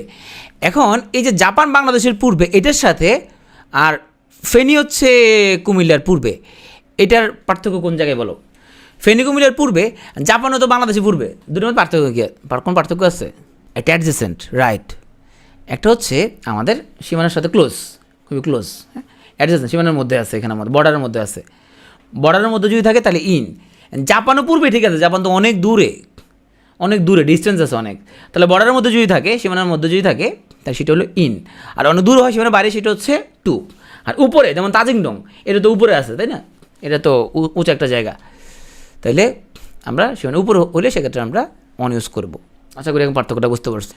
সময়ের পূর্বে অ্যাট, একদমই স্পেসিফিক। দিন ও তারিখ অন, মাস বছর ঋতু ইন। আগে পড়ে ফেলছি একবার, এখন আসো আমরা পরীক্ষার মধ্যে কেউ আসবে। I start working at 8 o'clock, একদম সার্টেন টাইম, সেক্ষেত্রে আমরা এটা ইউজ করবো। The concert is on 22 November, তাহলে তারিখ হইলে সেক্ষেত্রে on. Place, he spend most of his life in Dhaka. My birthday is in February. Bangladesh was liberated in 1971. এখন এই যে আমরা টাইমের আগে আমরা এখানের মধ্যে কোথাও ইন বসাইছি, কোথাও অন বসাইছি, কোথাও অ্যাট বসাইছি, মনে রাখতে হবে this morning, this week, last week, next Monday, everyday, এই শব্দগুলোর আগে কখনো কোনো প্রিপোজিশন বসবে না, অ্যাট, ইন, অন কিছুই বসবে না। আমরা সামনে আরও এক্সাম্পল আমরা দেখব। তাহলে মর্নের আগে দিস বসলো, হ্যাঁ, ডিটারমিনার বসছে। উইকের আগে দিস বসছে, উইকের আগে লাস্ট বসছে। তাহলে মডিফাইং কোনো ওয়ার্ড যদি থাকে, মর্নিং, উইক, এগুলোর আগে মডিফাইং কোনো ওয়ার্ড যদি থাকে, সেক্ষেত্রে কোনো রকম প্রিপোজিশন বসবে না। সামনে আমরা আরও উদাহরণে আসবো। This morning, this week, last week, next Monday, everyday, এগুলোর আগে কোনো অ্যাট, ইন, অন কোনো কিছু বসবে না। আসলে ওয়ার্ন অফ এবং ওয়ার্ন অ্যাগেনস্ট, হ্যাঁ, কোনো ব্যক্তি সে বিপদে খুবই সতর্ক হইল, আমরা বললাম দে আর ওয়ার্ন অফ ডেঞ্জার, তারা বিপদ সম্পর্কে খুবই সতর্ক তারা। আর ব্যক্তি যদি অন্য ব্যক্তিকে বিপদের ব্যাপারে সতর্ক করে, তাহলে warn against. We warn a person against his fault, আমরা একজন ব্যক্তিকে তার ভুলগুলোর ব্যাপারে সতর্ক করলাম, একজন অন্য আরেকজনকে তার ভুলগুলোর ব্যাপারে সতর্ক করলো, তাহলে সেখানের মধ্যে হচ্ছে ওয়ার্ন অ্যাগেনস্ট। আর সে নিজে সতর্ক আছে, সে নিজে সতর্ক, যেমন they are warned of danger, they are warned against of danger, against danger না, তার বিপদে সতর্ক, তার নিজে সতর্ক, কিন্তু একজনকে সতর্ক করতেছে, তাহলে সেক্ষেত্রে warn against. Lying in bed এবং সিটিং অন দ্য বেড, বিছানায় শোয়া বা ঘুমানো অর্থে lying in, he was lying in the bed, সে বিছনায় হচ্ছে যে শুয়ে আছে বা বিছনায় ঘুমাচ্ছে। আর বিছনায় বসা, সেক্ষেত্রে তোমার হচ্ছে যে sitting on the bed, he was sitting on the bed. তাইলে ইউজুয়ালি এই যে বিছনা, তুমি যদি এখানে যদি শুয়ে থাকো, তাহলে সেটা হচ্ছে লাইং ইন বেড, এটা হলো LYING। আর বিছনার মধ্যে বসে আসো, এখানের মধ্যে তুমি বসে আসো, সেটা হচ্ছে sit on. So sitting on the bed মানে হচ্ছে বিছনায় বসে থাকা। তো লাই নিয়ে আমাদের মধ্যে অনেক কনফিউশন হতে পারে, যে এখানের মধ্যে আমরা কনফিউশন ক্লিয়ার করার জন্য একটা স্লাইড রাখছি। দেখো, লাই মানে হচ্ছে মিথ্যা কথা বলা, লাই মানে আবার শয়ন করা, দুটাই হইতে পারে, হ্যাঁ। সামটাইমস চিলড্রেন লাই, মাঝে মাঝে বাচ্চারা মিথ্যা কথা বলে, to get out of travel, সমস্যা থেকে বাঁচতে ওরা মিথ্যা কথা বলে। অপরদিকে the cat likes to lie in the sun, যেমন যদি শীতকাল, বিড়াল এখন তোমার সূর্যালোকের মধ্যে সে শুয়ে থাকতে সে পছন্দ করে। এখানে বোঝা যাচ্ছে না যে আমাদের লাইয়ের মধ্যে, এখানের মধ্যে দুটার স্পেলিং সেম, উচ্চারণ সেম, দুটাই ভার্ব এখানের মধ্যে, কিন্তু এই লাই অর্থ মিথ্যা বলা আর এই লাই অর্থ হচ্ছে যে শুয়ে থাকা। এখন আসো আমাদের লে ভার্সেস লাই, এটার মধ্যে আমাদের পার্থক্য কোন জায়গায় দেখো। তাহলে LIE, এই লাই অর্থ মিথ্যা হইতে পারে, এই লাই অর্থ শুয়ে থাকা হইতে পারে। এই লে মানে তাহলে কি, এই লে মানে কি, আমরা আরও ডিপে যাবো পরে। লে মানে হচ্ছে শোয়ানো, কাউকে কাউকে শোয়ানো। লাই মানে তুমি নিজে শুয়ে আসো, তুমি নিজে শুয়ে আসো। আর এই লে মানে হচ্ছে শোয়ানো। তাইলে লে হচ্ছে একটা ট্রানজিটিভ ভার্ব, যেমন কাউকে তোমার শোয়ানো, যেমন আমি যদি বলি ইউ লে হার ডাউন, তুমি তাকে শোয়াইছো। আর এই লাই LIE মানে তুমি নিজে শুয়ে আসো। আসো, I don't like to lay my purse on the floor, আমার পার্সটাকে আমি ফ্লোরে এটাকে ফেলে রাখতে পছন্দ করি না। The dogs always lay their toys next to their water balls, ডগরা তারা হচ্ছে তাদের টয়গুলোকে তাদের ওয়াটার বলসের পাশে তারা রাখে। তাহলে এই লে মানে হচ্ছে কোনো কিছু শোয়ানো। তাহলে এখানে একটা কী থাকবে, অবজেক্ট থাকবে, এটা হলো অবজেক্ট, এটা হচ্ছে লে ভার্বের অবজেক্ট। অপরদিকে আমরা লাই যে ওয়ার্ডটা পাইছিলাম, সে লাই অর্থ ছিল আমাদের মিথ্যা কথা বলা, সে লাই অর্থ হচ্ছে নিজে শুয়ে থাকা। I can always tell when my friend is lying because she bites her lip. আমি বুঝতে পারি কখন আমার বন্ধু মিথ্যা কথা বলতেছে। তাহলে এখানের মধ্যে এই লাই অর্থে মিথ্যা কথা বলা, তার সাথে আইএনজি যুক্ত হইয়া এটা হয়ে গেছে এ আই ই চেঞ্জ হয়ে গেছে ওয়াই, তার সাথে হচ্ছে আইএনজি লাইং। তাহলে এই লাইং ভার্বটা আসছে লাই মিথ্যা কথা বলা থেকে। আর এখানে আমাদের the delivery boy took pleasure in laying each newspaper on the floor, যে ডেলিভারি বয়টা সে নিউজ পেপারটা সে ফ্লোরে রাখতে সে খুব মজা পায়। তাহলে এই লেইংটা কোথেকে আসছে, লে যে ভার্বটা তার লগে আইনজি যুক্ত হইয়া এখানের মধ্যে লেইং হয়েছে। এবার আরেকটু ডিফারেন্স দেখি আমরা। তাহলে এই লাইয়ত্ব মিথ্যা কথা বলা, লাইট লাইয়ত্ব মিথ্যা কথা বলা। এই লাইয়ের সাথে আমরা যদি আইনজি যুক্ত করি তাহলে এল ওয়াই আইএনজি হবে লাইং। এই লাইয়ত্ব নিজে শোয়া, আর এই লেয়ত্ব কাগজ শোয়ানো। এইবার আসো পার্থক্যটা। এই লাইকে আমরা যদি পাস্ট টেন্স করি তাহলে হবে লাই লে লেইন। আর যেই লেয়ত্ব তোমার হচ্ছে কাউকে তুমি হচ্ছে যে শোয়াচ্ছ, সেটা পাস্ট টেন্স করলে হচ্ছে লেট এবং পাস্ট পার্টিসিপল লেট। একটু মানে কমপ্লেক্স হয়ে গেছে, আমি একটু ক্লিয়ার করি। এখানে 4টা জিনিসই আছে। তাহলে আমরা দেখি কী কী হইতে পারে, আগে দেখি আমরা। তাহলে এল আই ই লাই এবং এল আই ই লাই। এল হয়তো মিথ্যা কথা বলা। লাইয়ের সাথে যদি আমরা পাস্ট টেন্স করে কী হবে বলো তো, লাইকে পাস্ট টেন্স করবো, মিথ্যা কথা বলা। একটু মনে জটিল হয়ে গেছে, একটু উত্তর দাও তাহলে আমি একটু ক্লিয়ার করতে পারবো। এর লাইও তো মিথ্যা কথা বলা, পাস্ট টেন্স হচ্ছে লাইট, আইনজি যুক্ত করলে লাইং। ওকে, তাহলে এটা হলো মিথ্যা কথা বলা। পরের লাইতে আসি, এটা অর্থ নিজে শুয়ে থাকা। এই লাইকে যদি হচ্ছে আমরা পাস্ট টেন্স করে কী হবে, লে, পাস্ট পার্টিসিপল লেইন, আইনজি যুক্ত করলে লাইং। আইনজি যুক্ত ফর্মটা কিন্তু দুই ক্ষেত্রে সেম। এখন দেখো এই লে ওয়ার্ডটা সে লাইয়ের পাস্ট টেন্স হিসেবে হইতে পারে, যেটা তো নিজে শুয়ে থাকা, অথবা যে ইট সেলফ সেটা হচ্ছে প্রেজেন্ট ফর্ম, আরেকজনকে শোয়ানো। যেই লে অর্থ আরেকজনকে শোয়ানো তার পাস্ট ফর্ম হচ্ছে লেইড, পাস্ট পার্টিসিপলও লেইড, আইনজি যুক্ত করলে লেইং। এবার কি জিনিসটা ক্লিয়ার হয়েছে? তাহলে অনেক কমপ্লেক্স কথাবার্তা বলছে এখানের মধ্যে। তাহলে এই লাইটা হচ্ছে মিথ্যা কথা বলা, পাস্ট টেন্স হচ্ছে লাইট, আইনজি যুক্ত করলে লাইং। আর পরের যে লাইটা, এই লাইটা তো শয়ন করা, শুয়ে থাকা।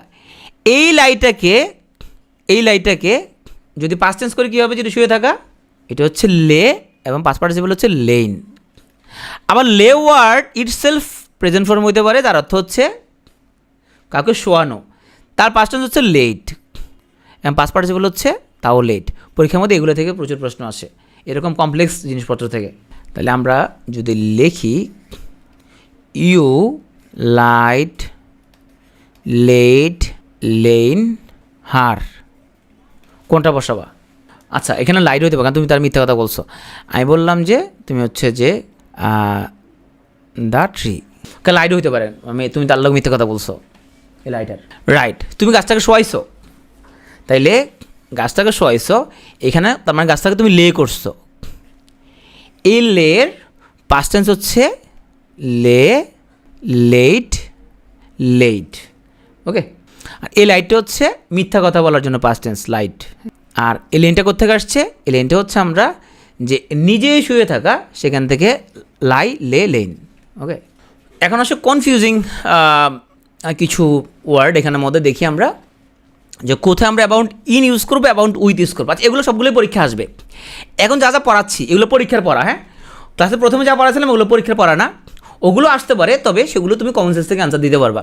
এগুলো তুমি কমন সেন্স থেকে আনসার দিতে পারবে না, এগুলো একদম তোমার স্পেসিফিক্যালি জানা থাকতে হবে, আন্দাজে আনসার দেওয়ার কোনো সুযোগ নাই। কিন্তু আগে যেগুলো পড়াছিলাম তোমার হচ্ছে into, in, up, at, to, এগুলো আন্দাজে তুমি হচ্ছে যে গেস করে আনসার দিতে পারবা। এগুলো আন্দাজে আনসার দেওয়ার কোনো সুযোগ নাই, এগুলো একদম রুলসটা পড়তে হবে। দেখো, মাছ দিয়ে পুকুর পরিপূর্ণ বা পুকুরে প্রচুর মাছ আছে, এটা আমরা কীভাবে বোঝাবো?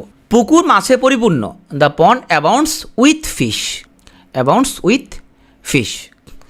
স্থানের নাম হচ্ছে আগে, স্থানের নাম আগে, পুকুর মাছে পরিপূর্ণ, অ্যাবাউন্ড উইথ।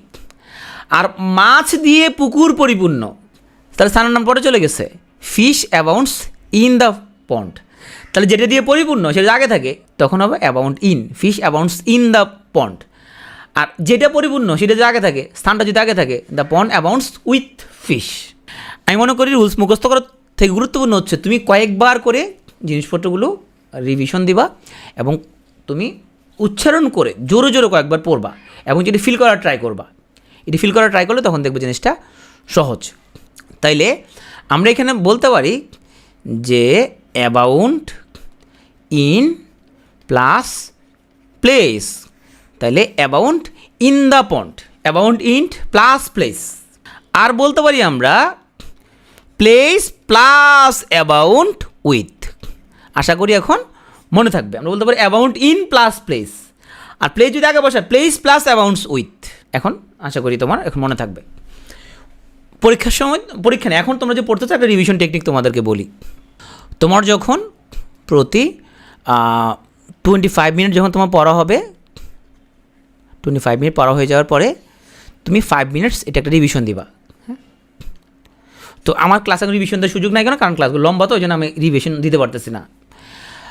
রিভিউ ক্লাসে ইউজুয়ালি আমি খুব দ্রুত আমি হচ্ছে যে একবার রিভিউ করে ফেলি, কিন্তু এখন তো টাইম কম আমাদের। তাহলে 25 মিনিট পড়বা, পড়ার পরে যা যা পড়ছিলা এটা আবার 5 মিনিটস তুমি রিভিশন দিবা। তার ফলে তোমার 1.5 থেকে 2 ঘন্টা পড়াটা মনে থাকবে। ওকে, সারাদিন যা পড়ছো তুমি রাতে ঘুমানোর আগে সারাদিন যা পড়ছো তুমি, আচ্ছা আবার তোমার যখন মোটামুটি 2 থেকে 2.5 ঘন্টা পড়া হয়ে যাবে, যখন তোমার মোটামুটি 2 ঘন্টা পড়া হয়ে যাবে, আবার 5 মিনিট তুমি রিভিশন দিবা। এইবার পড়াটা তোমার পুরো একদিন মনে থাকবে, পুরো একদিন মনে রাখবে। আমরা যে ঘুমাই 80% পড়া কিন্তু ভুলে যাই, 80% ভুলে যাবো আমরা। হ্যাঁ, এরপরে তুমি সারাদিন যা পড়ছিলে রাতে ঘুমানোর আগে আবার 5 মিনিট তুমি রিভিশন দিয়ে দিবা। কী বলছি, 25 মিনিট পড়ার পরে 5 মিনিটস রিভিশন। হ্যাঁ, যা যা পড়ছিলা 1.5 থেকে 2 ঘন্টা মনে থাকবে। এবার 2 ঘন্টা যা পড়া হইলো ওইটা আবার 5 মিনিটের রিভিশন দিয়ে ফেলবা, একদিন মনে থাকবে। রাতে ঘুমানোর আগে তুমি আবার 5 মিনিট রিভিশন দিবা, ওই পড়াটা তোমার প্রায় 1 সপ্তাহ মনে থাকবে। এরপর পুরো 1 সপ্তাহ যা পড়ছিলা এটা একদিন তুমি হচ্ছে যে ঘন্টাখানেক সময় নিয়ে রিভিশন দিয়ে ফেলবা, তাহলে পড়াটা 1 মাস মনে থাকবে। এরপর 1 মাস পরে যখন হবে, 1 মাসে যা যা পড়ছিলা পুরো জিনিসটা তুমি 1 থেকে 1.5 ঘন্টা রিভিশন দিবে, 1 মাসে যা পড়ছিলা, তাহলে ওই পড়াটা তোমার কয়েক মাস মনে থাকবে। এইভাবে ধাপে ধাপে তোমার মেমোরি ফর্ম হবে। ওকে, একদিনে মেমোরি ফর্ম হবে না। আচ্ছা, কনসিস্টের সাথে আমরা কী ব্যবহার করবো, কনসিস্ট অফ নাকি আমরা কনসিস্ট ইন? দেখো, গঠিত হওয়া সে কনসিস্ট অফ। যেমন the team consist of 11 players, 11 জন প্লেয়ার দিয়ে টিমটা গঠিত। অপরদিকে কোনো কিছু এটার অন্তর্নিহিত আছে, এটা ভিতরে নিহিত, এটা অর্থ consist in. Happiness consist in simplicity, যে সিম্পলিসিটির মধ্যেই সুখ নিহিত। এমন না যে সিম্পলিসিটি দিয়ে সুখ গঠিত, না, সিম্পলিসিটির ভিতরে সুখ নিহিত আছে। তাহলে এক্ষেত্রে কনসিস্ট ইন। আর কোনো কিছু দ্বারা গঠিত হইলে সেটা হচ্ছে কনসিস্ট অফ। কনফাইন ইন কখন, কনফাইন টু কখন? কক্ষে আবদ্ধ যদি হয় তাহলে কনফাইন ইন, একটা বড় প্লেসে আবদ্ধ, confined in, he is confined in a room for 5 days। আর বিছানায় আবদ্ধ যদি হয় তাহলে কনফাইন্ড টু। তাহলে ছোটো প্লেসে আবদ্ধ যদি হয়ে যায় তাহলে হচ্ছে কনফাইন্ড টু। আর রুমে আবদ্ধ যদি হয় তাহলে কনফাইন্ড ইন। হ্যাঁ, ইউজুয়ালি বিয়ে করার পরে তোমাদের লাইফ অনেকের ক্ষেত্রে ঘটতে পারে, তুমি কনফাইন্ড ইন রুম থাকলে 5 days তুমি রুম থেকে বেরোচ্ছ না। আর হ্যাঁ, হইতে পারে এরকম। তখন বন্ধুরা তোমাকে ট্রল করবে, কি তুই কি রুমের মধ্যে কনফাইন্ড ইন হয়ে গেলি, তুই বেরোচ্ছস না, ঘটনাটা কি? তুই কি বেডের মধ্যে কনফাইন্ড টু কি না? হ্যাঁ, বিয়ের পরে কনফাইন্ড ইন, রুমে তুমি হচ্ছে যে আবদ্ধ। আর কনফাইন্ড টু মানে হচ্ছে তোমার বউ এমন মাইট দিয়েছে তোমারে, তো তোমার বউ এমন মাইট দিয়েছে তোমারে, মায়ের সাথে তুমি কনফাইন্ড টু হয়ে গেছো। হ্যাঁ, তাহলে রুমের মধ্যে থাকা হলো কনফাইন্ড ইন। হ্যাঁ, এখন বউর সাথে মিলমিশ হয় না, দিছে মায়ের লগে তুমি হয়ে গেছো কনফাইন্ড টু। তো ছোটো প্লেস যদি হয় তাহলে কনফাইন্ড টু, এভাবে মনে রাখবা। হ্যাঁ, ইন এবং টু, ও ইন করতে গিয়ে টু, বেশি কনফাইন্ড ইন হইলে কনফাইন্ড টু করে দেয়। রাইট, ওকে। আসলে আমরা কখন কাউন্ট ফর, এগুলো যা পড়াচ্ছি সবই পরীক্ষার জন্য ইম্পর্টেন্ট। এবং তোমার মধ্যে কিন্তু মনে পড়বে ঘটনাটা যে আরফিন ভাই তো বলছিল এরকম, এখানে কনফাইন্ড ইন, এখানে কনফাইন্ড টু। হ্যাঁ, তখন মনে চলে আসবে। তাহলে কাউন্ট ফর, কাউন্ট আপন বা অন, কখন কোনটা ব্যবহার করবো? হ্যাঁ, আমরা যেগুলো গণায় ধরি না, যেমন his advice counts for nothing. হ্যাঁ, যে ওর অ্যাডভাইস আমরা গুনতেছি না একদম, কাউন্টস ফর নাথিং।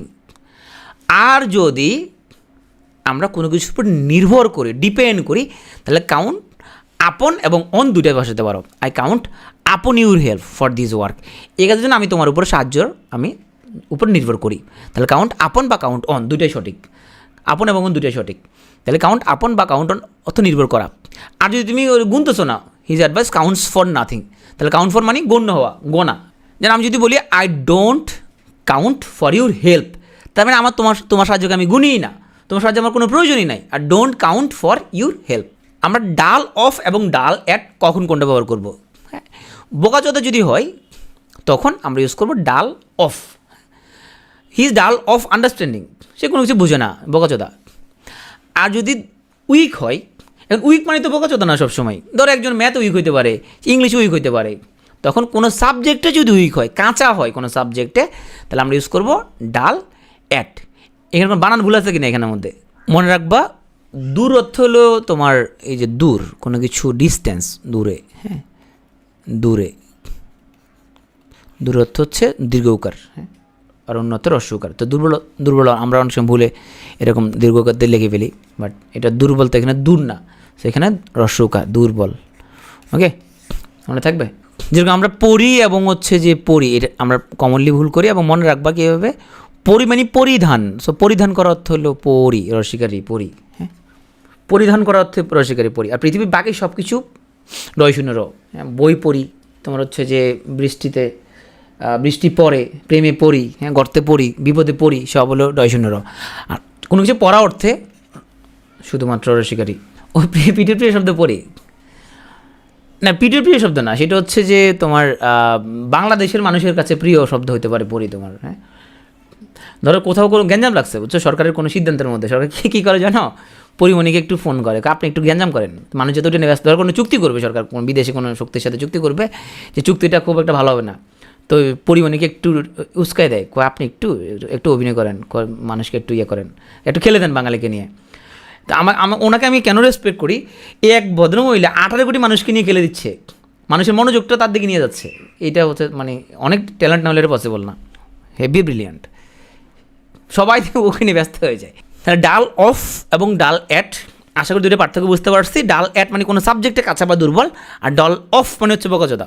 আসো hard at, hard of, hard up, কোনটা আমরা কখন ইউজ করব? হার্ড অ্যাট মানে সে খুবই পরিশ্রমী, খুবই উদ্যমী। He is hard at work, সে খুবই পরিশ্রমী, খুবই উদ্যোগী সে, হার্ড অ্যাট। হার্ড অফ মানে হচ্ছে কানে কম শোনা, he is hard of hearing, ও কানে কম শুনতেছে, হার্ড অফ। আর হার্ড আপ মানে হচ্ছে অভাবগ্রস্ত, he is hard up at present, he is hard up. তো এই উদাহরণগুলো, এগুলো বারবার রিভিশন না দিলে মনে থাকবে না, কারণ এগুলো কোনো নিয়মের মধ্যে পড়তেছে না।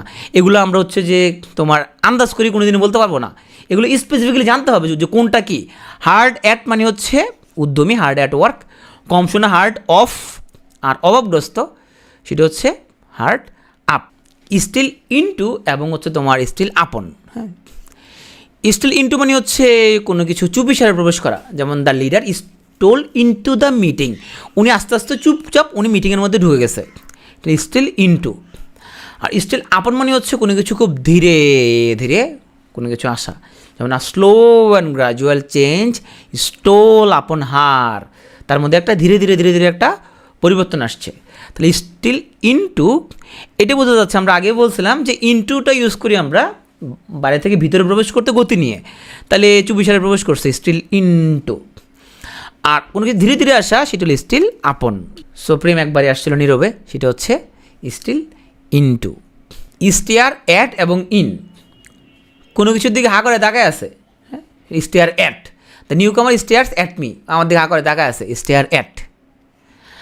আর স্টেয়ার ইন মানে প্রতিমান হওয়া, যেমন death stared him in the face, আমরা বলি না তার চেহারা দেখলে বোঝা যাচ্ছে মৃত্যু আসন্ন, এই চেহারা দেখলে বোঝা যাচ্ছে যে death stared him in the face, তার চেহারায় মৃত্যু প্রতীয়মান, বোঝা যাচ্ছে সে মারা যাবে।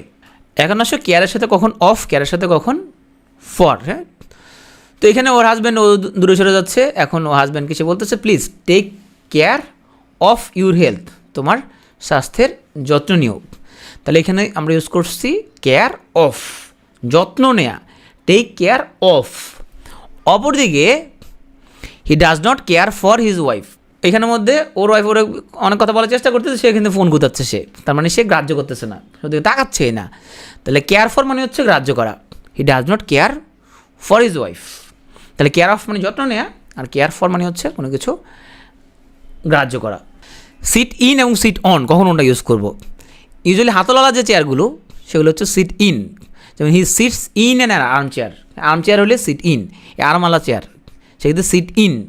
আর কোনো আর্ম টার্ম নাই, এমনি খোলা চেয়ার, সেক্ষেত্রে হচ্ছে সিট অন। তাহলে তো কোনো চেয়ারটার বলো না তোমাকে, তাহলে তুমি বলবা সে স্যাট অন এ চেয়ার। যদি আর্ম চেয়ার বলে দেয়, হাতলওয়ালা যদি বলে দেয়, তাহলে sit in a arm chair এবং on a chair. In cash এবং বাই চেক কখন কোনটা ইউজ করব? নগদের টাকা অর্থে আমরা হয় ইউজ করবো ইন ক্যাশ, নাহলে by cheque. He paid the bill in cash, নগদে, অথবা চেক দ্বারা he paid the salary by cheque.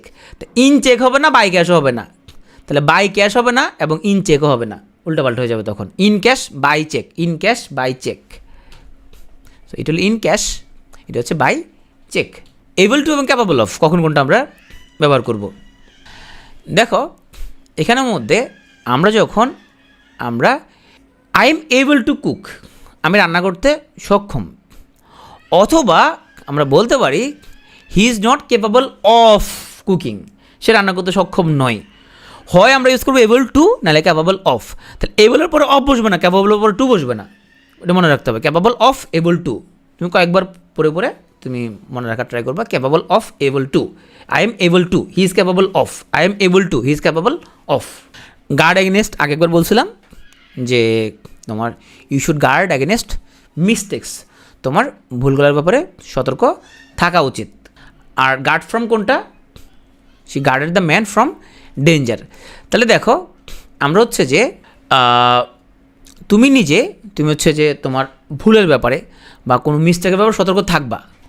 So তুমি ইউজ করবা you should guard against mistake, তুমি ভুলের ব্যাপারে সতর্ক থাকবা। আর তুমি আরেকজনকে কোনো কিছুর তোমার বিপদ আপদ বা কোনো কিছুর নিয়ে প্রোটেকশন দিবা, সেটা হচ্ছে গার্ড ফ্রম। ওকে, তাহলে ভুলের ব্যাপারে হলো গার্ড অ্যাগেনেস্ট, আর কোনো বিপদ আপদ বা কোনো কিছু সম্পর্কে যদি প্রোটেকশন দিতে হয় তাহলে সেক্ষেত্রে গার্ড ফ্রম। ডাই দিয়ে আমরা তোমার হচ্ছে যে কয়েকটা উদাহরণ দেখব। ডাই অফ মানে রোগে মারা যাওয়া, ডাই ফ্রম মানে অতিরিক্ত কোনো কিছু করে মারা যাওয়া, ডাই বাই মানে হচ্ছে দুর্ঘটনায় মারা যাওয়া, ডাই ফর মানে ভালো কাজের জন্য মারা যাওয়া, ডাই ইন মানে হচ্ছে মানে নর্মাল যে ডেথ, ন্যাচারাল যে ডেথ, সেটা হলো ডাই ইন। হ্যাঁ, আচ্ছা এখানে একটা বিষয় আমি ক্লিয়ার করি, তোমরা মাঝে মধ্যে দেখবে ইংলিশ পত্রিকা যদি পরে দেখবো মাঝে মধ্যে এই সকল রুলস মানা হয় নাই। হ্যাঁ, দেখবা ডাইড বাই কোভিড, দেখবা তুমি ইংলিশ বোধ পত্রিকা পাবা যে died by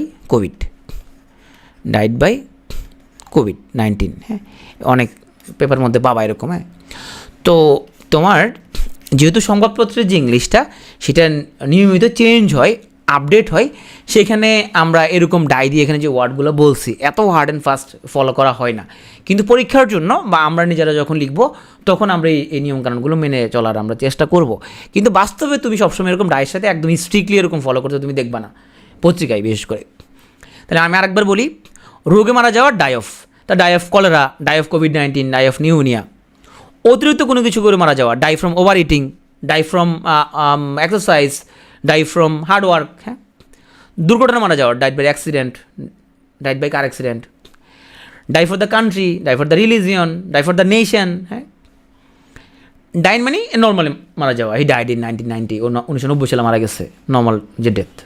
agree with on এবং টু, কোনো ব্যক্তির সাথে একমত হওয়া অ্যাগ্রি উইথ, আর প্রস্তাবের সাথে অ্যাগ্রি হওয়া হলো অ্যাগ্রি টু, আর কোনো বিষয়ের সাথে একমত হওয়া অ্যাগ্রি অন। ব্যক্তির সাথে উইথ, প্রস্তাবের সাথে অ্যাগ্রি টু, প্রপোজালের সাথে অ্যাগ্রি টু, আর কোনো বিষয়ের সাথে অ্যাগ্রি অন। পার্থক্যটা দেখলে তোমরা ক্লিয়ার হবে। তো এখানে এই মেয়ে সে একটা ছেলেকে তুলে নিয়ে গেছে, তুলে নিয়ে সে বলছে তুমি আমাকে বিয়ে করতে হবে। তো এখন ছেলেটা মেয়েটার প্রস্তাবে রাজি হয় নাই, তুমি কি বসাবা? ব্যক্তির সাথে অ্যাগ্রি করলে অ্যাগ্রি উইথ, প্রস্তাবে রাজি হলে অ্যাগ্রি টু, আর কোনো বিষয়ের সাথে একমত হলে অ্যাগ্রি অন। প্রস্তাব কথার উল্লেখ থাকলে অ্যাগ্রি টু, তাহলে এখানে কী বসাবা? The boy didn't agree to her proposal. প্রস্তাব বললে অ্যাগ্রি টু, ব্যক্তি হলে অ্যাগ্রি উইথ, আর কোনো বিষয় হলে অ্যাগ্রি অন। অধিকাংশ ছেলের মনে এখন মানে ইচ্ছা জাগতেছে যে আমাকে যদি কোনো মেয়ে এরকম কিডন্যাপ করে নিয়ে যাইতো খুব ভালো হইতো না, ছেলে মনে মনে ভাবতেছো আরে আমাদেরকে এরকম কপাল ভালো কেন হচ্ছে না, আমাদেরকে কেন কোনো মেয়ে কিডন্যাপ করতেছে না, এরকম মনে মনে এটাই চাইতেছে। আচ্ছা, তো তোমরা যারা বিয়ে শাদী করতে চাও, আর এখন করো না আর কি, বিয়ে শাদী করতে হলে তোমাকে ম্যারেজের টার্মস অ্যান্ড কন্ডিশনের সাথে একমত হইতে হবে। হ্যাঁ, কী বসাবো? All the boys agree on to with, প্রস্তাব হলে অ্যাগ্রি টু, ব্যক্তি হলে অ্যাগ্রি উইথ, আর কোনো বিষয় হলে agree on. So all the boys agree on the terms and condition of marriage. So ম্যারেজের টার্মস অ্যান্ড কন্ডিশনের সাথে তোমার একমত হইতে হবে বিয়ে করলে। কী কী terms and condition? There are 3 rings involve with the marriage. একটা হচ্ছে এঙ্গেজমেন্ট রিং, একটা হচ্ছে ওয়েডিং রিং, আর একটা হচ্ছে সাফারিং। সো 3টা রিং আছে, তোমাকে একমত যদি না হও তুমি বিয়ে শাদী করতে পারবে না, এটা তোমাকে একমত হইতে হবে।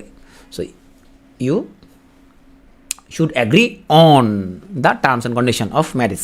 তো তাও তুমি এরকম গান গাইবে আর কি, সেক্ষেত্রে তুমি বিয়ে শাদী করে গান গাইবা। আসল ল্যাক আমরা কখন ইন কখন অফ। ল্যাক ওয়ার্ডটা একই সাথে নাউন এবং ভার্ব। যখন ভার্ব হিসেবে ইউজ করবো তখন ল্যাক ইন, নাউন হলে ল্যাক অফ। যেমন হি ল্যাক্স ইন মানি, ও টাকা পয়সার অভাব আছে, তাহলে এখানে ল্যাকটা ভার্ব, তাহলে ইন ইউজ করবা। ওর কাছে টাকা কম আছে, টাকার অভাব আছে ওর। অপরদিকে he has lack of money, তাহলে এই ল্যাকটা হচ্ছে, এই ল্যাকটা কোন পার্টস অফ স্পিচ?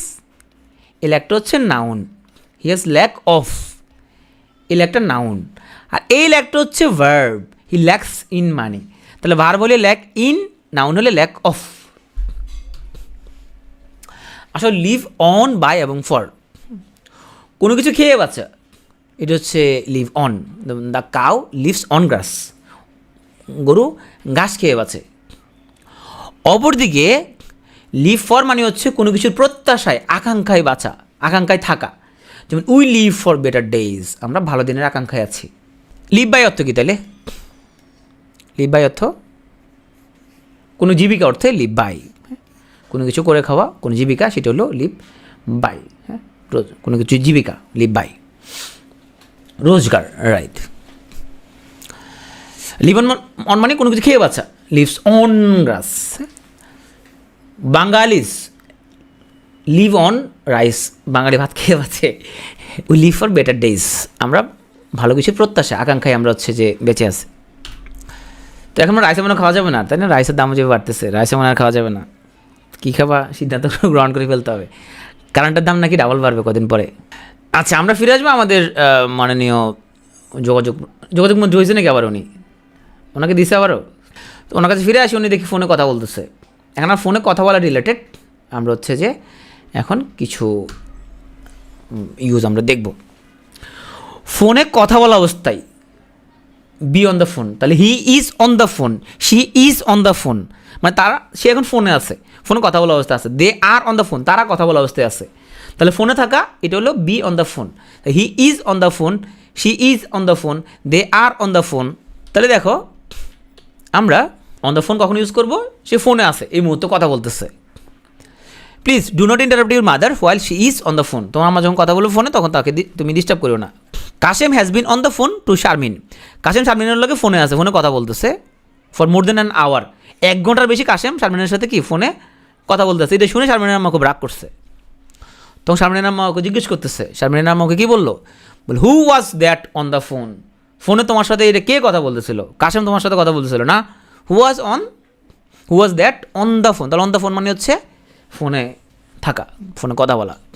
আচ্ছা, যে মা যদি বলে the son of mine is on the phone all day, আমার বাচ্চা সারাদিন ফোনে কথা বলতে আছে, তাহলে অন দ্য ফোন বুঝে ফেলছো। এবার আসো, ফোন দিয়ে কোনো কাজ করব আমরা, হয় বাই ফোন নাহলে ওভার দ্য ফোন, হয় বাই ফোন নাহলে ওভার দ্য ফোন। আচ্ছা, এই দুটোর মধ্যে পার্থক্য আছে কোনো জায়গায়? দেখো, বাইর সাথে কোনো তুমি আর্টিকেল ইউজ করো নাই, শুধু বাই ফোন অথবা over the phone. Over use করলে দা দিতে হবে, আর বাই ইউজ করলে দা দিতে হবে না। কখন? তুমি ফোন ইউজ করে কোনো কাজ করছো, তাহলে বাই ইউজ করলে তোমার এখানে কোনো দা দিতে হবে না, ওভার ইউজ করলে দা দিতে হবে। যেমন he invited me over the phone, over হলে দা দিতে হবে। You can reserve seats over the telephone, তাহলে পরীক্ষা যদি আসে যে দা থাকে বুঝবে এখানে ওভার হবে নিশ্চিত। তোর পরীক্ষা আসলো she invited me dash the phone, দা থাকলে ওভার দিবা। আর শি ইনভাইটেড মি শুধু ড্যাশ ফোন, তখন তুমি বাই ফোন। ওকে, ওভার থাকলে দা দিতে হবে, বাই থাকলে তুমি দা দিতে হবে না। তাহলে পরীক্ষা অপশান থেকে তোমাকে সিলেক্ট করতে হবে। বাই ফোন মানি তো through the phone, over the phone মানি তো through the phone. So much of his work is done by phone, তার অনেক কাজ ফোনে সম্পন্ন হয়, মানে ফোনের মাধ্যমে ফোনকেও কাজে লাগা সম্পন্ন হয়। মনে রাখার উপায় হচ্ছে বি ভার্ব থাকলে অন দ্য ফোন, তাইলে he is on the phone, she is on the phone, they are on the phone. হ্যাঁ, ওকে। আর বি ভার্ব যদি না থাকে তাহলে এটা মনে রাখার টেকনিক, এটা কোনো নিয়ম না, জাস্ট মনে রাখার জন্য। যেমন she invited me, be verb নাই, তাহলে হয় বাই দ্য ফোন না over the phone, sorry by phone না ওভার দ্য ফোন, জাস্ট মনে রাখার জন্য। You can reserve seats by phone অথবা ওভার দ্য টেলিফোন। তাহলে এখানে একটা মনে রাখার একটা টেকনিক বলছি, যে তোমার যদি দেখো যে ভার্বটা হলো তোমার বি ভার্ব আছে, অ্যামিজার আছে, অ্যামিজার থাকলে তাহলে তুমি অন দ্য ফোন দিবা। অ্যামিজার যদি থাকে, am is are was were on the phone, তাহলে এটা একটা টেকনিক, যে বি ভার্ব যদি থাকে তাহলে অন দ্য ফোন দিবা, বি ভার্ব না থাকলে হয় বাই ফোন নাহলে ওভার দ্য ফোন, দুটো একটা দিবা। আশা করি মনে থাকবে এখন থেকে। আচ্ছা, ইন এবং উইদিন কখন কোনটা বসাবো? দুটো বাক্য লিখছি আমরা। Riyad will do the work in a month, এক মাসের মধ্যে করবে। Riyad will do the work within a month, এটাও এক মাসের মধ্যে করবে। তবে এই ইন এ মান্থ মানে 30 দিন লাগাবে সে, আর এই উইদিন এ মান্থ মানে 30 দিনের কম লাগাবে সে, মানে 30 দিনের ভিতরে হয়ে যাবে, 30 দিনের কম লাগাবে। তো ইন মানে ব্যাপক সময় শেষ মুহূর্তে, তা ইন এ মান্থ মানে 30 দিন লাগবে তার, আর উইদিন এ মান্থ মানে 30 দিনের আগে তার হয়ে যাবে কাজটা, উইদিন এ মান্থ। তাহলে ব্যাপক সময়ের শেষ মুহূর্তে যদি হয় যে 30 দিনে লাগাবে সে, তাহলে ইন। আর উইদিন মানে শেষ সময়টা শেষ হওয়ার আগে করবে, উইদিন মানে হচ্ছে 1 মাসের আগে করে ফেলবে সে। আসলে 3টা এক্সাম্পল দেখো, যে on time, in time, just in time. তাহলে এখানে একটা মিটিং শুরু হওয়ার কথা হচ্ছে তোমার সকাল 10টায়, ঠিক সকাল 10টায় শুরু হলো, তাহলে on time. The meeting started on time, exactly সকাল 10টায় শুরু হয়েছে। আমি সেখানে 9টা 15 মিনিটে পৌঁছে গেছি, তাহলে যথাসময়ে মিটিং শুরু হওয়ার কথা 10টায়, আমি পৌঁছেছি যথাসময়ে। Before something happens, before the schedule time, with time to spare, আমি একটু আগে ভাগে পৌঁছে গেছি যথাসময়ে, এটা হলো in time. I arrived in time, in time মানে মিটিং শুরু হয় নাই, তার আগে আমি পৌঁছে গেছি। আর জাস্ট ইন টাইম মানে একদম শেষ মুহূর্তে, একদম টু এন্ডে। We finish the project just in time, যে সকাল 10টা থেকে এটা মিটিং শুরু হওয়ার কথা, আমরা ঠিক 9টা 59 মিনিটে শেষ করছি, just in time. I arrived home just in time to avoid the heavy rain, যে জাস্ট আমি ঘরে ঢুকছি তারপরে বৃষ্টি শুরু হয়ে গেছে, তাহলে আমি মোটামুটি বাসায় জাস্ট ইন টাইম আমি প্রবেশ করতে পারছি। ব্লাইন্ড টু এবং তোমার হচ্ছে যে ব্লাইন্ড অফ, দুটোর মধ্যে পার্থক্য কোন জায়গায় আমরা একটু দেখি। It is the curse of the powerful to be blind to their own fault. হ্যাঁ, তাইলে একবার বলতাম মিটিং শুরু হওয়ার কথা ঠিক 10টায়, ঠিক 10টায় শুরু হয়েছে অন টাইম, আর তুমি 9টা 15 থেকে 9টা 30-এর মধ্যে পৌঁছে গেছো। তুমি যথাসময় যথাসময় মানে হচ্ছে তুমি কিছু টাইম হাতে আছে তোমার কাছে, একদম সঠিক টাইমে পৌঁছাইছো, তুমি 9টা 15-20 মিনিটে পৌঁছাইছো। আই অ্যারাইভড ইন টাইম, আমি যথাসময় পৌঁছাইছি, তারপরে কিছু টাইম হাতে ছিল। এই স্লাইডগুলো একটু পড়ে ফেলবো আবার, হ্যাঁ, আমি দেওয়ার পর স্লাইডগুলো পড়ে ফেলো, যে before something happens, before the schedule time, with time to spare. হ্যাঁ, আমাদের গ্রামার বইগুলোর মধ্যে এত ডিটেলসে লেখা নাই, এই স্লাইডগুলো বিভিন্ন জায়গায়, ছবিগুলো বিভিন্ন ওয়েবসাইট থেকে নেওয়া হয়েছে, তো এগুলো তোমাদের অনেক কাজে লাগবে, যদি পড়ো তোমার অনেক কাজে লাগবে। হ্যাঁ, জাস্ট ইন টাইম মানে হচ্ছে কি, we finish the project just in time, একদম ঠিক দেখো 10টা বাজে, ঠিক একদম ক্লোজ টু দ্য 10। হ্যাঁ, I arrived home just in time, মানে জাস্ট ইন টাইম বাসায় পৌঁছেছি, এরপরে বৃষ্টি শুরু হয়ে গেছে। এটা টাইমের জন্য জাস্ট ইন টাইম। এর সাথে তো অ্যাড বসবে না, এখানে তো হোমের আগে কিছু বসবে না, তো হোমের আগে কিছু বসবে না। Arrived home, arrive on time মানে হচ্ছে আমি হচ্ছে ঠিক 10টায় পৌঁছেছি, ওই টাইমে পৌঁছেছি আমি, একদম প্ল্যান টাইম, যেটা শুরু হওয়ার কথা ছিল সেটাই। ওকে, আচ্ছা, ব্লাইন্ড টু এবং ব্লাইন্ড অফ। ব্লাইন্ড অফ মানে হচ্ছে চোখে অন্ধ, he is blind of both eyes. হ্যাঁ, ব্লাইন্ড অফ। তুমি দেখবে তোমার কোনো বান্ধবী তোমার হচ্ছে যে তোমার বান্ধবী কোনো ছেলের প্রেমে পড়ছে, তুমি বললা যে বন্ধু আমার তো ধরো তোমার হচ্ছে যে ওরা বললা যে তোমার বয়ফ্রেন্ড তো গাঁজা খায়, দেখবো তোমার বান্ধবী কিন্তু রাগ করবে খুবই, বলে না তুমি এগুলো কী বলো, এগুলো তো সঠিক না, এগুলো ও একটু দুষ্ট টাইপের, ওগুলো এমনি একটু করে, একটু কয় ও এরকম না। তুমি বললা যে বন্ধু তোমার বয়ফ্রেন্ড তো মারামারি করে, ও বলবে যে না আসলে তো যে তুমি যেরকম আছে এরকম না, কয় একটু দুষ্ট টাইপের, কয় আসলে এরকম না, আমার ভালোবাসা দিয়ে ওকে ঠিক করে দিব। এই যে তুমি তোমার আপনজন বা ঘনিষ্ঠ কারোর প্রতি উদাসীন, কারো ফল্টের ব্যাপারে উদাসীন থাকলা, মানে দেখেও না দেখার ভান করে থাকলা, এটা হল ব্লাইন্ড টু। ধরো আমরা অনেক ছোটোখাটো ভুল করলো হচ্ছে যে আমাদের আব্বা আম্মারা আমাদের প্রতি ব্লাইন্ড টু থাকে, ওরা তো অতটা কঠিনভাবে শাস্তি দেয় না, ব্লাইন্ড টু থাকে ওরা। হ্যাঁ, আর চোখে অন্ধ হলো blind of.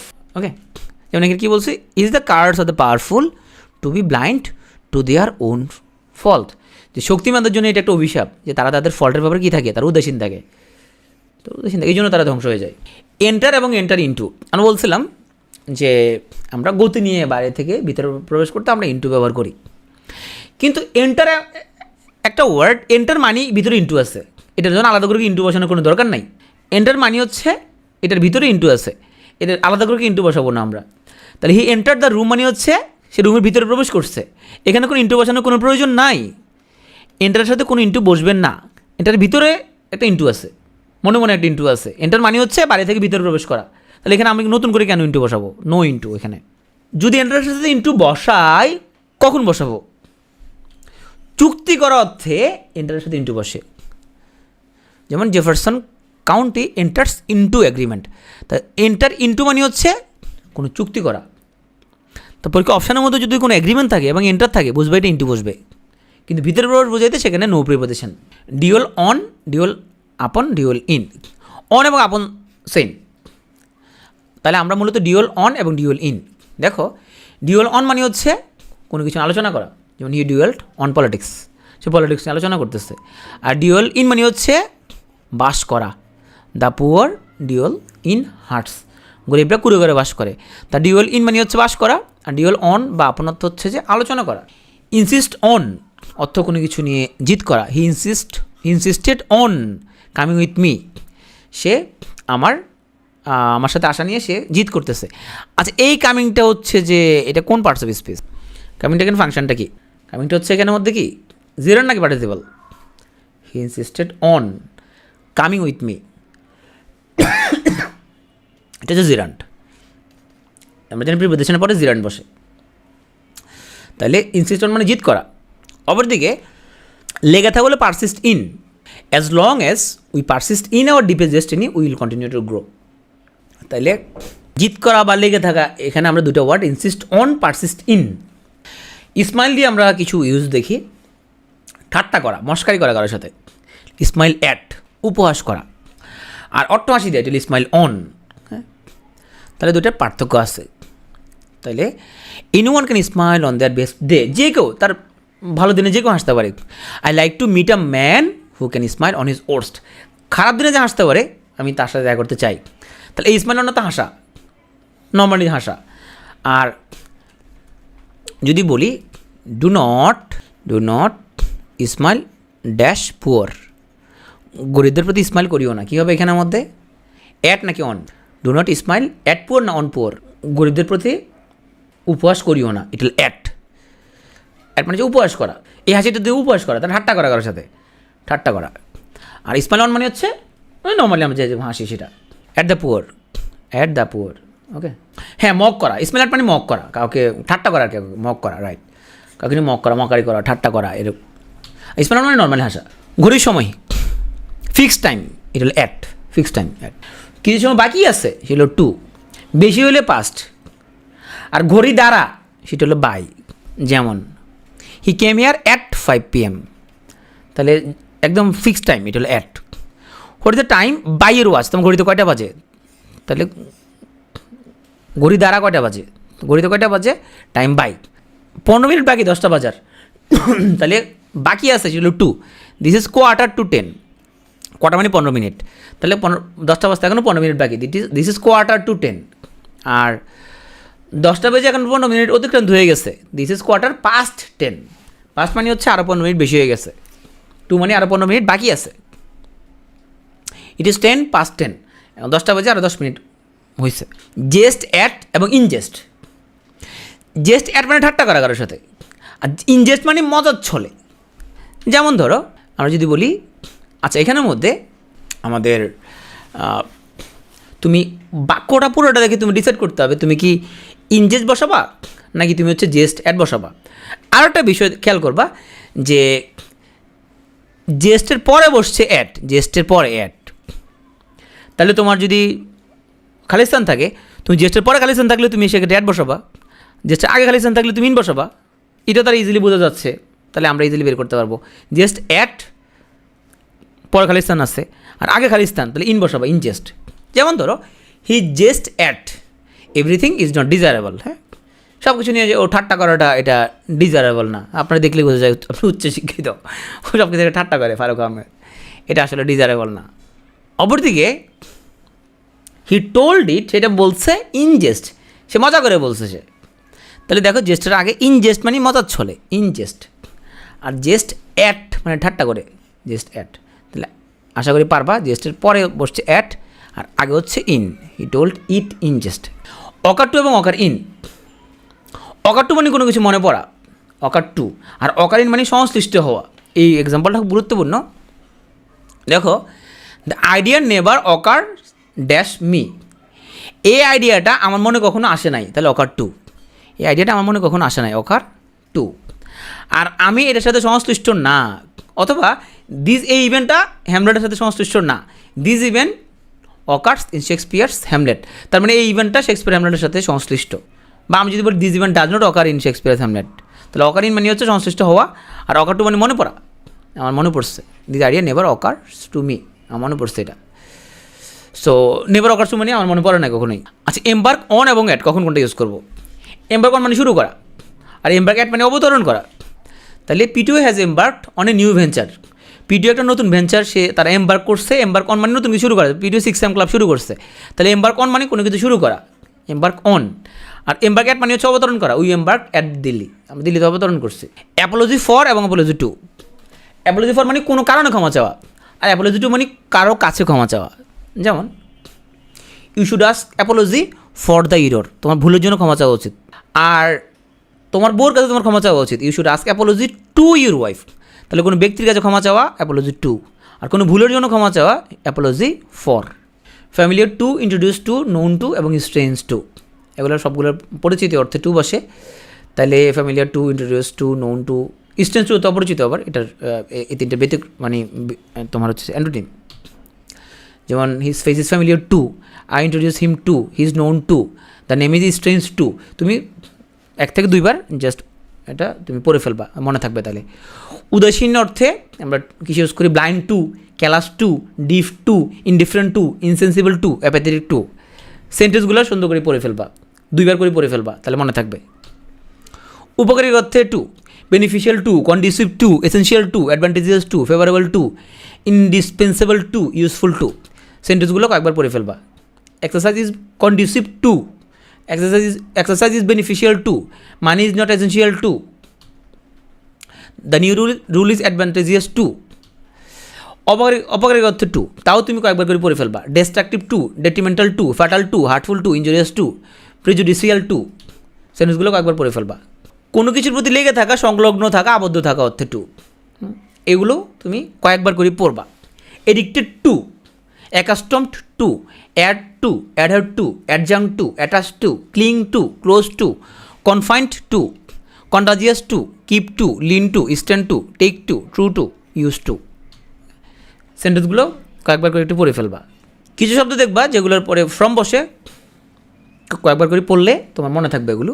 Remote from, refrain from, exempt from, escape from, prevent from, abstain from, different from, deter from, deviate from, part from, cease from. সেন্টেন্সগুলো পড়ে ফেলবা, তাহলে মনে থাকবে। আমরা কোথাও কোথাও আমরা অফ ইউজ করি, বিরিফড অফ বঞ্চিত, বোস্ট অফ গর্ব করা, প্রাউড অফ গর্ব করা, ডিসপেয়ার অফ হতাশ হওয়া, ডিভার্ট অফ পরিচিত, ডিসপোজ অফ শেষ করা, jealous of, oblivious of, mindful of, repent of, rob of, ignorant of. সেন্টেন্সগুলো একটু পড়ে ফেলবা। Incapable of, in need of, accused of, admit of, ashamed of, avail of, assured of, lack of, vain of, observant of, envious of, sanguine of, tolerant of, acquit of. সেন্টেন্সগুলো ভালো করে পড়ে ফেলবা। যে সকল শব্দের পরে ইন বসে সেটার জন্য গল্পটা একটু পড়ে ফেলবা সুন্দর করে। টুনটুনি টিকটিকির ভালোবাসাতে মগ্ন হয়ে, ইনডালস ইন হয়ে জীবনে বড় একটা মিস্টেক করলো। তাদের ভালোবাসাকে সাকসিড ইন করার জন্য অ্যাসিস্ট ইন করেছিল তেলাপোকা, কিন্তু তেলাপোকা নিজেই টুনটুনির ভালোবাসা পাওয়ার জন্য একেবারে পারসিস্ট ইন। তেলাপোকা টুনটুনির প্রতি অন্যের ভালোবাসাকে এক্সেল ইন করে তার রুমে ইন করলো। অবশেষে তেলাপোকাকে বিলিভ ইন করে কারেক্ট ইন করার সময় তেলাপোকা ভালোবাসা গ্রহণ করে রাইট কাজ করলো। এসব কিছুর সাথে টুনটুনি নিজেই কনসার্ন ইন ছিল। যেখানে যা যা বসাইছে এখানের মধ্যে indulge, mistake, succeed, assist, persist, believe, faith, correct, right, concern, এগুলো পরে ইন বসে। এটাকে মুখস্থ করতে হবে না, তুমি জাস্ট এমনি পড়বা কয়েকবার করে। Indulge in, excel in, persist in, concern in. সেন্টেন্সগুলো কয়েকবার পড়বা। পরীক্ষা আসার মতো আরও কিছু উদাহরণ এখানে আছে। দিনের বেলা বা রাতের বেলা কোনো কিছু ঘটলে এইভাবে বুঝাইতে আমরা বাই ব্যবহার করি। যেমন I do not sleep by day, আমি দিনের বেলা ঘুমাই না। I do not travel by night, আমি রাতের বেলা ট্রাভেল করি না। আয়নায় প্রতিবিম্ব দেখা বোঝাইতে ইন ব্যবহার হয়। She looked at her self in the mirror, we saw a reflection in the mirror. কারো কিছু করতে মন না চাইলে বা মন চাইলে আমরা সেক্ষেত্রে ফিল ওয়ার্ডটা ইউজ করি। হ্যাঁ, দেখো আমরা ফিল ওয়ার্ডের সাথে আমরা লাইক ওয়ার্ডটা ইউজ করি। আই ফিল লাইক সিটিং এবং I don't feel like speaking. বলতে হবে লাইক এখানে কোন পার্টস অফ স্পিচ, এখানে লাইক কোন পার্টস অফ স্পিচ, লাইক এখানে কোন parts of speech. I don't feel like speaking, আমি এখন আসলে কথা বলার মুডে নাই, আমি কথা বলার মুডে নাই। এবং আই ফিল লাইক সিটিং, আমি হচ্ছে যে এখন বসতে পারলে ভালো লাগতো। এই লাইকটা কোন পার্টস অফ স্পিচ? একজন মাত্র সঠিক উত্তর দিতে পারছে। এই লাইক হলে preposition. I feel like sitting, যে আমি এখন বসতে পারলে ভালো লাগতো, এখন বসতে মন চাইতেছে আমার। আই ফিল লাইক ভমিটিং, আমার বমি বমি ভাব লাগতেছে। I don't feel like speaking, আমার এখন কথা বলার মুডে নাই, কথা বলতে আমার ইচ্ছা করতেছে না। এই লাইকটা হচ্ছে প্রিপোজিশন। ওকে, দেখো জেরান্ডের আগে বসছে, সে নাউনের আগে বসছে, নাউনের আগে বসে আদার্স পার্টসের সাথে সংযোগ করছে। সো লাইক এখানে preposition. I told you regarding the matter, আমি এই প্রসঙ্গে তোমারে বলছিলাম। এই রিগার্ডিংটা কোন পার্টস অফ স্পিচ? এই রিগার্ডিং প্রিপোজিশন, এই রিগার্ডিংও প্রিপোজিশন, এখানে লাইক প্রিপোজিশন। ওকে, আমাদের স্লাইডগুলো এত লম্বা চড়ো হওয়ার কারণ হচ্ছে কারণ আমরা চেষ্টা করছি যাতে তোমার স্লাইডগুলো পড়লেই হয়ে যায়। হ্যাঁ, পরীক্ষায় কিন্তু এরকম প্রশ্নও আসে যেখানে লাইক কোন পার্টস অফ স্পিচ। যেহেতু আমরা সব কিছু স্লাইডের মধ্যে কভার করে দেওয়ার ট্রাই করি, তোমার নিজে তোমার আসলে বেশি পড়ার কিছু নাই বা তুমি আলাদা করে নোট করার কোনো প্রয়োজন নাই, এই জন্য স্লাইডগুলো এত লম্বা চড়ে এত কিছু এখানে নিয়ে আসা হয়েছে যে তুমি নিজে আর তেমন বই পড়তে হবে না, এগুলো পড়লেই তোমার মোটামুটি এনাফ। এখন একটু উত্তর দিয়ে ফেলো আমাকে। The family does not feel dash going outing this season, যে ফ্যামিলি এই সিজনে বাইরে যাওয়ার মতো অবস্থায় নাই। Does not feel like going, feel like কোনো কিছু পড়ে যাওয়া, সরে যাওয়া, বিচ্ছিন্ন হয়ে যাওয়া অর্থে আমরা অফ ইউজ করছি। He fell off the chair, train বা উড়োজাহাজ থেকে বিচ্ছিন্ন হওয়া তাও আমরা অফ ইউজ করছি। You should not get off a running train, running train থেকে তোমার নামার উচিত হবে না। নদীর পাড়ে বা রাস্তার ধারে, on, Rajshahi stands on the Padma, his house is on the park road, রাস্তার পাড়ে, রাস্তার ধারে। খাড়া দেয়াল বা জিনিসের গায়ে কোনো কিছু লাগানো, যেমন there is a picture on the wall, ওয়ালের মধ্যে ওয়ালের গায়ে লাগানো আছে। কোনো কিছুর সাথে ধাক্কা খেলে তার আগে অন ব্যবহার করা হয়। He hit his head on the piano, পিয়ানোতে ওর মাথা আঘাত করছে। দিন বা তারিখের আগে on. He was hospitalize on Monday last, my mother died on 25 December. Radio টেলিভিশনে কথা বলতে অন। আর listen to you talk on the radio, আর saw the talk show on television. খাবারকে বেঁচে থাকা, lives on grass, the cow lives on grass, he lived on fruit, this refrigerator runs on gas. বা কোনো জ্বালানি বা কোনো চালাতে যদি কোনো পাওয়ার ব্যবহার করা হয় সেক্ষেত্রে অন। দরজার দিক ঠিক সামনেই কোনো কিছুর অবস্থান বোঝাইতে on to, the door opens on to a staircase, the door gives on to a flagged path. এগুলো সবগুলো এতক্ষণ পড়ে আসছি আমরা, আমি এটা রিপিট করতেছি না আর। কমিটির সদস্যপদ বুঝাতে অন ব্যবহার করি আমরা। There are 5 members on the committee. Are you on the committee, তুমি কমিটিতে আসো। থ্রু বলছি, আন্ডার ইউজ বলছি, একবার পড়ে ফেলবা। তোমার হচ্ছে যে কোনো কিছু রোগে ভুগছে বা তা বুঝাতে রোগের নামার কারণ সময় আমরা উইথ ব্যবহার করি। Meera was in bed with flu, সে ফ্লু আক্রান্ত অবস্থায় আছে। কোনো কিছু দিয়ে ভর্তি করা বা ঢেকে দেওয়া অর্থে fill with, he fill the glass with water. আর ব্যবহার করবো না with. I can't part with money, he dispensed with his ওলকার।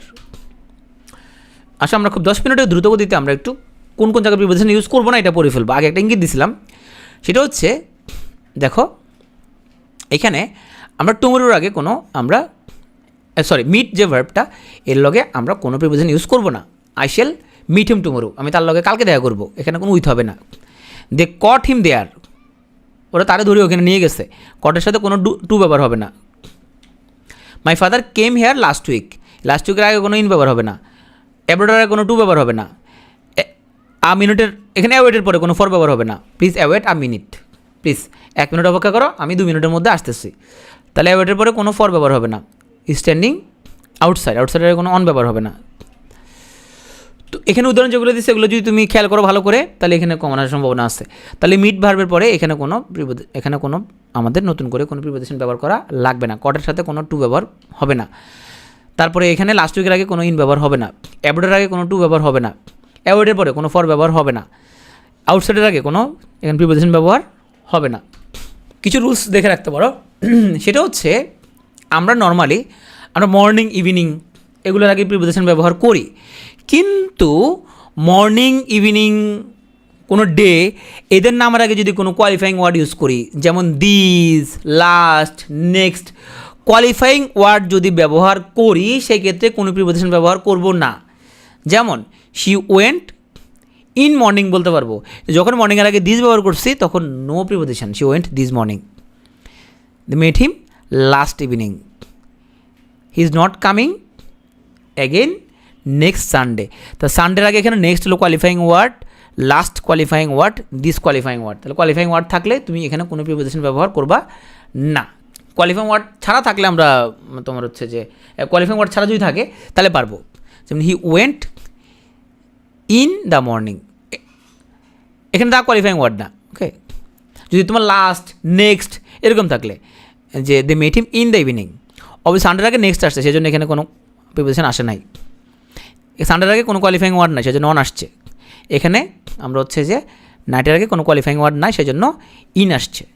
তাহলে কোয়ালিফাইং ওয়ার্ড থাকলে কোয়ালিফাইং ওয়ার্ড মানে যে this morning, that morning, last morning, this morning, last evening, next Sunday. Qualifying word কী কী আছে? This, that, next, every, last, এগুলো ঠিক আছে। This, that, next, every, last এগুলো। আর্টিকেল বসে সমস্যা নাই, আর্টিকেল বসে না, ডিটারমিনার বলতে পারবো না কারণ আর্টিকেল বসলে অসুবিধা নাই। This, that, next, every, last এগুলো আর্টিকেল বসতে পারবে, অসুবিধা না। আর্টিকেল বসলে তুমি প্রিপোজিশন বসাতে পারবা। যেমন দেখো দ্য মর্নিং, এখানে তুমি প্রিপোজিশন বসাবা, আর্টিকেল বসছে, এই যে ইন বসাইছো তুমি। কোয়ালিফাইং ওয়ার্ড মানে হচ্ছে তোমার এখানে this, that, next, every, last এগুলো। Clear? So you will come tomorrow, তাহলে টুমোরো, টুডে, ইয়েস্টারডে এগুলোর আগে কোনো প্রিপোজিশন বসবে না। হোমের আগে কোনো প্রিপোজিশন বসবে না। একটা সেন্টেন্সে যদি দুটো ভার্ব থাকে, দুটো ভার্ব তারা নিজ নিজ তাদের মিনিং অনুযায়ী তারা প্রিপোজিশন নিবে। যেমন she has been thinking about and waiting for. আচ্ছা, অ্যাওয়েট এবং ওয়েট দুটো অর্থ অপেক্ষা করা, পার্থক্য কী? অ্যাওয়েট এবং ওয়েট দুটো অর্থ অপেক্ষা করা, কোনো পার্থক্য আছে কোনো? দেখো, অ্যাওয়েটের পরে আমাদের এখানে কোনো প্রিপোজিশন বসবেন না। পার্থক্য হচ্ছে অ্যাওয়েট হচ্ছে ইনট্রানজিটিভ ভার্ব আর ওয়েট হচ্ছে ট্রানজিটিভ ভার্ব। ওয়েটের অবজেক্ট থাকতে পারে আর অ্যাওয়েটের কোনো অবজেক্ট থাকবে না। তাহলে অ্যাওয়েটের পরে কোনো প্রিপোজিশন বসবে না, কিন্তু ওয়েটের পরে প্রিপোজিশন বসবে। বুঝতে পারছি? ওয়েটের পরে ফর বসবে, ওয়েট ফর ইউ, কিন্তু অ্যাওয়েটের সাথে কোনো কিছু বসবে না। Police has been looking for, look for অর্থ হচ্ছে তোমার খোঁজা, ইনকোয়ার আফটার মানে অনুসন্ধান করা। এখানে একটা লিস্ট দিছি আমরা যে সকল আমাদের ভার্বের পরে এখানে কিছু আমরা ট্রানজিটিভ ভার্ব দিছি, এগুলোর পরে কোনো প্রকার প্রিপোজিশন বসবে না। এগুলো হচ্ছে যে কয়েকবার করে পড়ে ফেলবা। তাহলে কী কী আছে? Meet, request, order, reach, contemplate, resemble, violate, ascend, resign, ask, investigate, recommend, emphasise, answer, announce, attack, concern, confuse, describe, enter এগুলোর পরে প্রিপোজিশন বসে না। এখানে আমরা গল্প লিখতে গল্পটা ভালো করে পড়ে ফেলবা। হ্যাঁ, এখানে স্লাইড থেকে গল্পটা পড়বা। এখানে যে ওয়ার্ডগুলো আছে এগুলোর পরে প্রিপোজিশন বসবে না। তাইলে China attacked on Iraq, correct আর ইনকারেক্ট এগুলো তোমরা একটু পড়ে ফেলবা, এগুলো আমি আর পড়তেছি না। অ্যাটাক অন ইরাক, অ্যাটাকের পর কোনো প্রিপোজিশন বসবে না, ইনফর্মের পরে বসবে না, কম্প্রাইজের পরে বসবে না। হয় বলবা তুমি হচ্ছে যে কম্প্রাইজে, নাহলে বলবো কনসিস্ট ইন। হয় বলবা কনসিস্ট ইন, নাহলে বলবা কম্প্রাইজ, কিন্তু কম্প্রাইজের সাথে কি বসাবে না? কোনো প্রিপোজিশন বসাবে না। রিজেম্বলের পরে কোনো টু বসবে না, রেজিস্টারের পরে কোনো টু বসবে না। এন্টার ইন্টু অর্থ কী বলো তো? এন্টার ইন্টু আছে, হ্যাঁ বলছে এন্টার ইন্টু আছে ভাইয়া। এন্টার ইন্টু মানে কি বলো তো? এন্টার ইন্টু মানে কি? প্রবেশ করাতে এন্টারের সাথে কিছু বসবে না, প্রবেশ করাতে এন্টারের সাথে কিছু বসবে না। এন্টার ইন্টু মানে অ্যাগ্রিমেন্ট, কন্ট্যাক্ট, রাইট। তাহলে রিজেম্বলের পরে টু হয় না। রিজেম্বল মানে হচ্ছে আরেকজনের মতো দেখতে, রেজিস্ট মানে হচ্ছে কাউকে তোমার হচ্ছে যে প্রতিরোধ করা। তা রেজিস্টের ভিতরে একটা টু আছে তোমার, এটা মিনিংয়ের উপর ডিপেন্ড করবে তোমার, তুমি হচ্ছে কোনটা কী করবা। যেমন তোমার answer the question, please answer the question, question আনসারটা দাও। ভাইলটের পরে টু বসবে না, অফের পরে টু বসবে না, ইনভেস্টিগেট পরে ইনটু বসবে না, রিকোয়েস্টের পরে টু বসবে না, রিকোয়েস্ট মানে তার একজনকে অনুরোধ করা, এসিস্টের পরে টু বসবে না, এসিস্ট মানে তার একজনকে সাহায্য করা, সি রেজিস্টিং হিম। অর্ডারের পরে ফর বসবে না, অর্ডার মানে তো তোমার হচ্ছে যে কাউকে আদেশ দেয়া, রিকোয়েস্টের পরে ফর বসবে না, রিচের পরে কোনো টু বসবে না, তুমি হয় অ্যারাইভ অ্যাট বসাবা নাহলে রিচ বসাবা, যে কোনো একটা বসাবা, রিচের পরে টু বসাতে পারবে না। এটা আনসার দাও। The walls of our house have been painted, no preposition, painted green. এক কোম্পানির পরে এখানে কোনো উইথ বসবে না এবং অ্যাওয়ার্সের পরে এখানে কোনো ফর বসবে না। এখানে কিছু প্র্যাকটিস আমরা দিয়ে দিচ্ছি। সি মেট, এখানের মধ্যে প্রথম ক্ষেত্রে কি এখানে উইথ কাটা যাবে, রিস্টের পরে অ্যাড কাটা যাবে, নেভারের পরে নেভার আগে টু বসবে না এখানের মধ্যে। She will never speak to him, এটা রাইট ও wrong, she will never speak to him, এটা ঠিক আছে। The made to me, made to me, okay, এখানে টু হবে না এখানের মধ্যে। It was very cold in this morning, right ও রং, আমরা একদম শেষ দিকে চলে আসছি। ইট ওয়াজ ভেরি কোল্ড, আমরা বলছিলাম মর্নিং ওয়ার্ডের আগে যদি কোয়ালিফাইং দিস দ্যাট নেক্সট থাকে তাহলে এখানে কোনো প্রকার প্রিপোজিশন বসবে না। অ্যাওয়ার্ডের পরে এখানে কোনো প্রিপোজিশন বসবে না। Give my book to tomorrow, আমরা জানি টুমরো ইয়েস্টারডে, টুডে, এগুলোর আগে কোনো প্রিপোজিশন বসবে না, ইয়েস্টারডে কোনো প্রিপোজিশন বসবে না। আচ্ছা, এখন একটা কোশ্চেন করছে, সেটা হচ্ছে যে আমরা তো আনসার টু দ্য কোশ্চেন নাম্বারতে লিখি, আমরা তো লিখি প্রায় যে হচ্ছে যে আনসার টু দ্য কোশ্চেন নং 9 নম্বর প্রশ্নের উত্তর। আরেকটা আই আনসার ইউর কোশ্চেন। আগে বলো দুটোর মধ্যে পার্থক্য কী বলো? কোন আনসার নাউন, কোন আনসার ভার্ব? কোন আনসার নাউন, কোন আনসার ভার্ব? এই বলো না কেন? আনসার তো নাউন হতে পারে, ভার্ব হতে পারে। এক নম্বরটা ভার্ব, 9 নম্বর প্রশ্নের উত্তর, এই অ্যান্সারটা নাউন, এই অ্যান্সারটা হলো নাউন, এই অ্যান্সার হলো ভার্ব, ওটা উত্তর দেয়া, এটা হলো ভার্ব। হ্যাঁ, আমরা কি বলছিলাম? ভার্ব হলে কী হবে না? ভার্ব হলে সেক্ষেত্রে এদের সাথে কী বসবে না। তোমার কোশ্চেনটা খুব সুন্দর কোশ্চেন ছিল, থ্যাংক ইউ।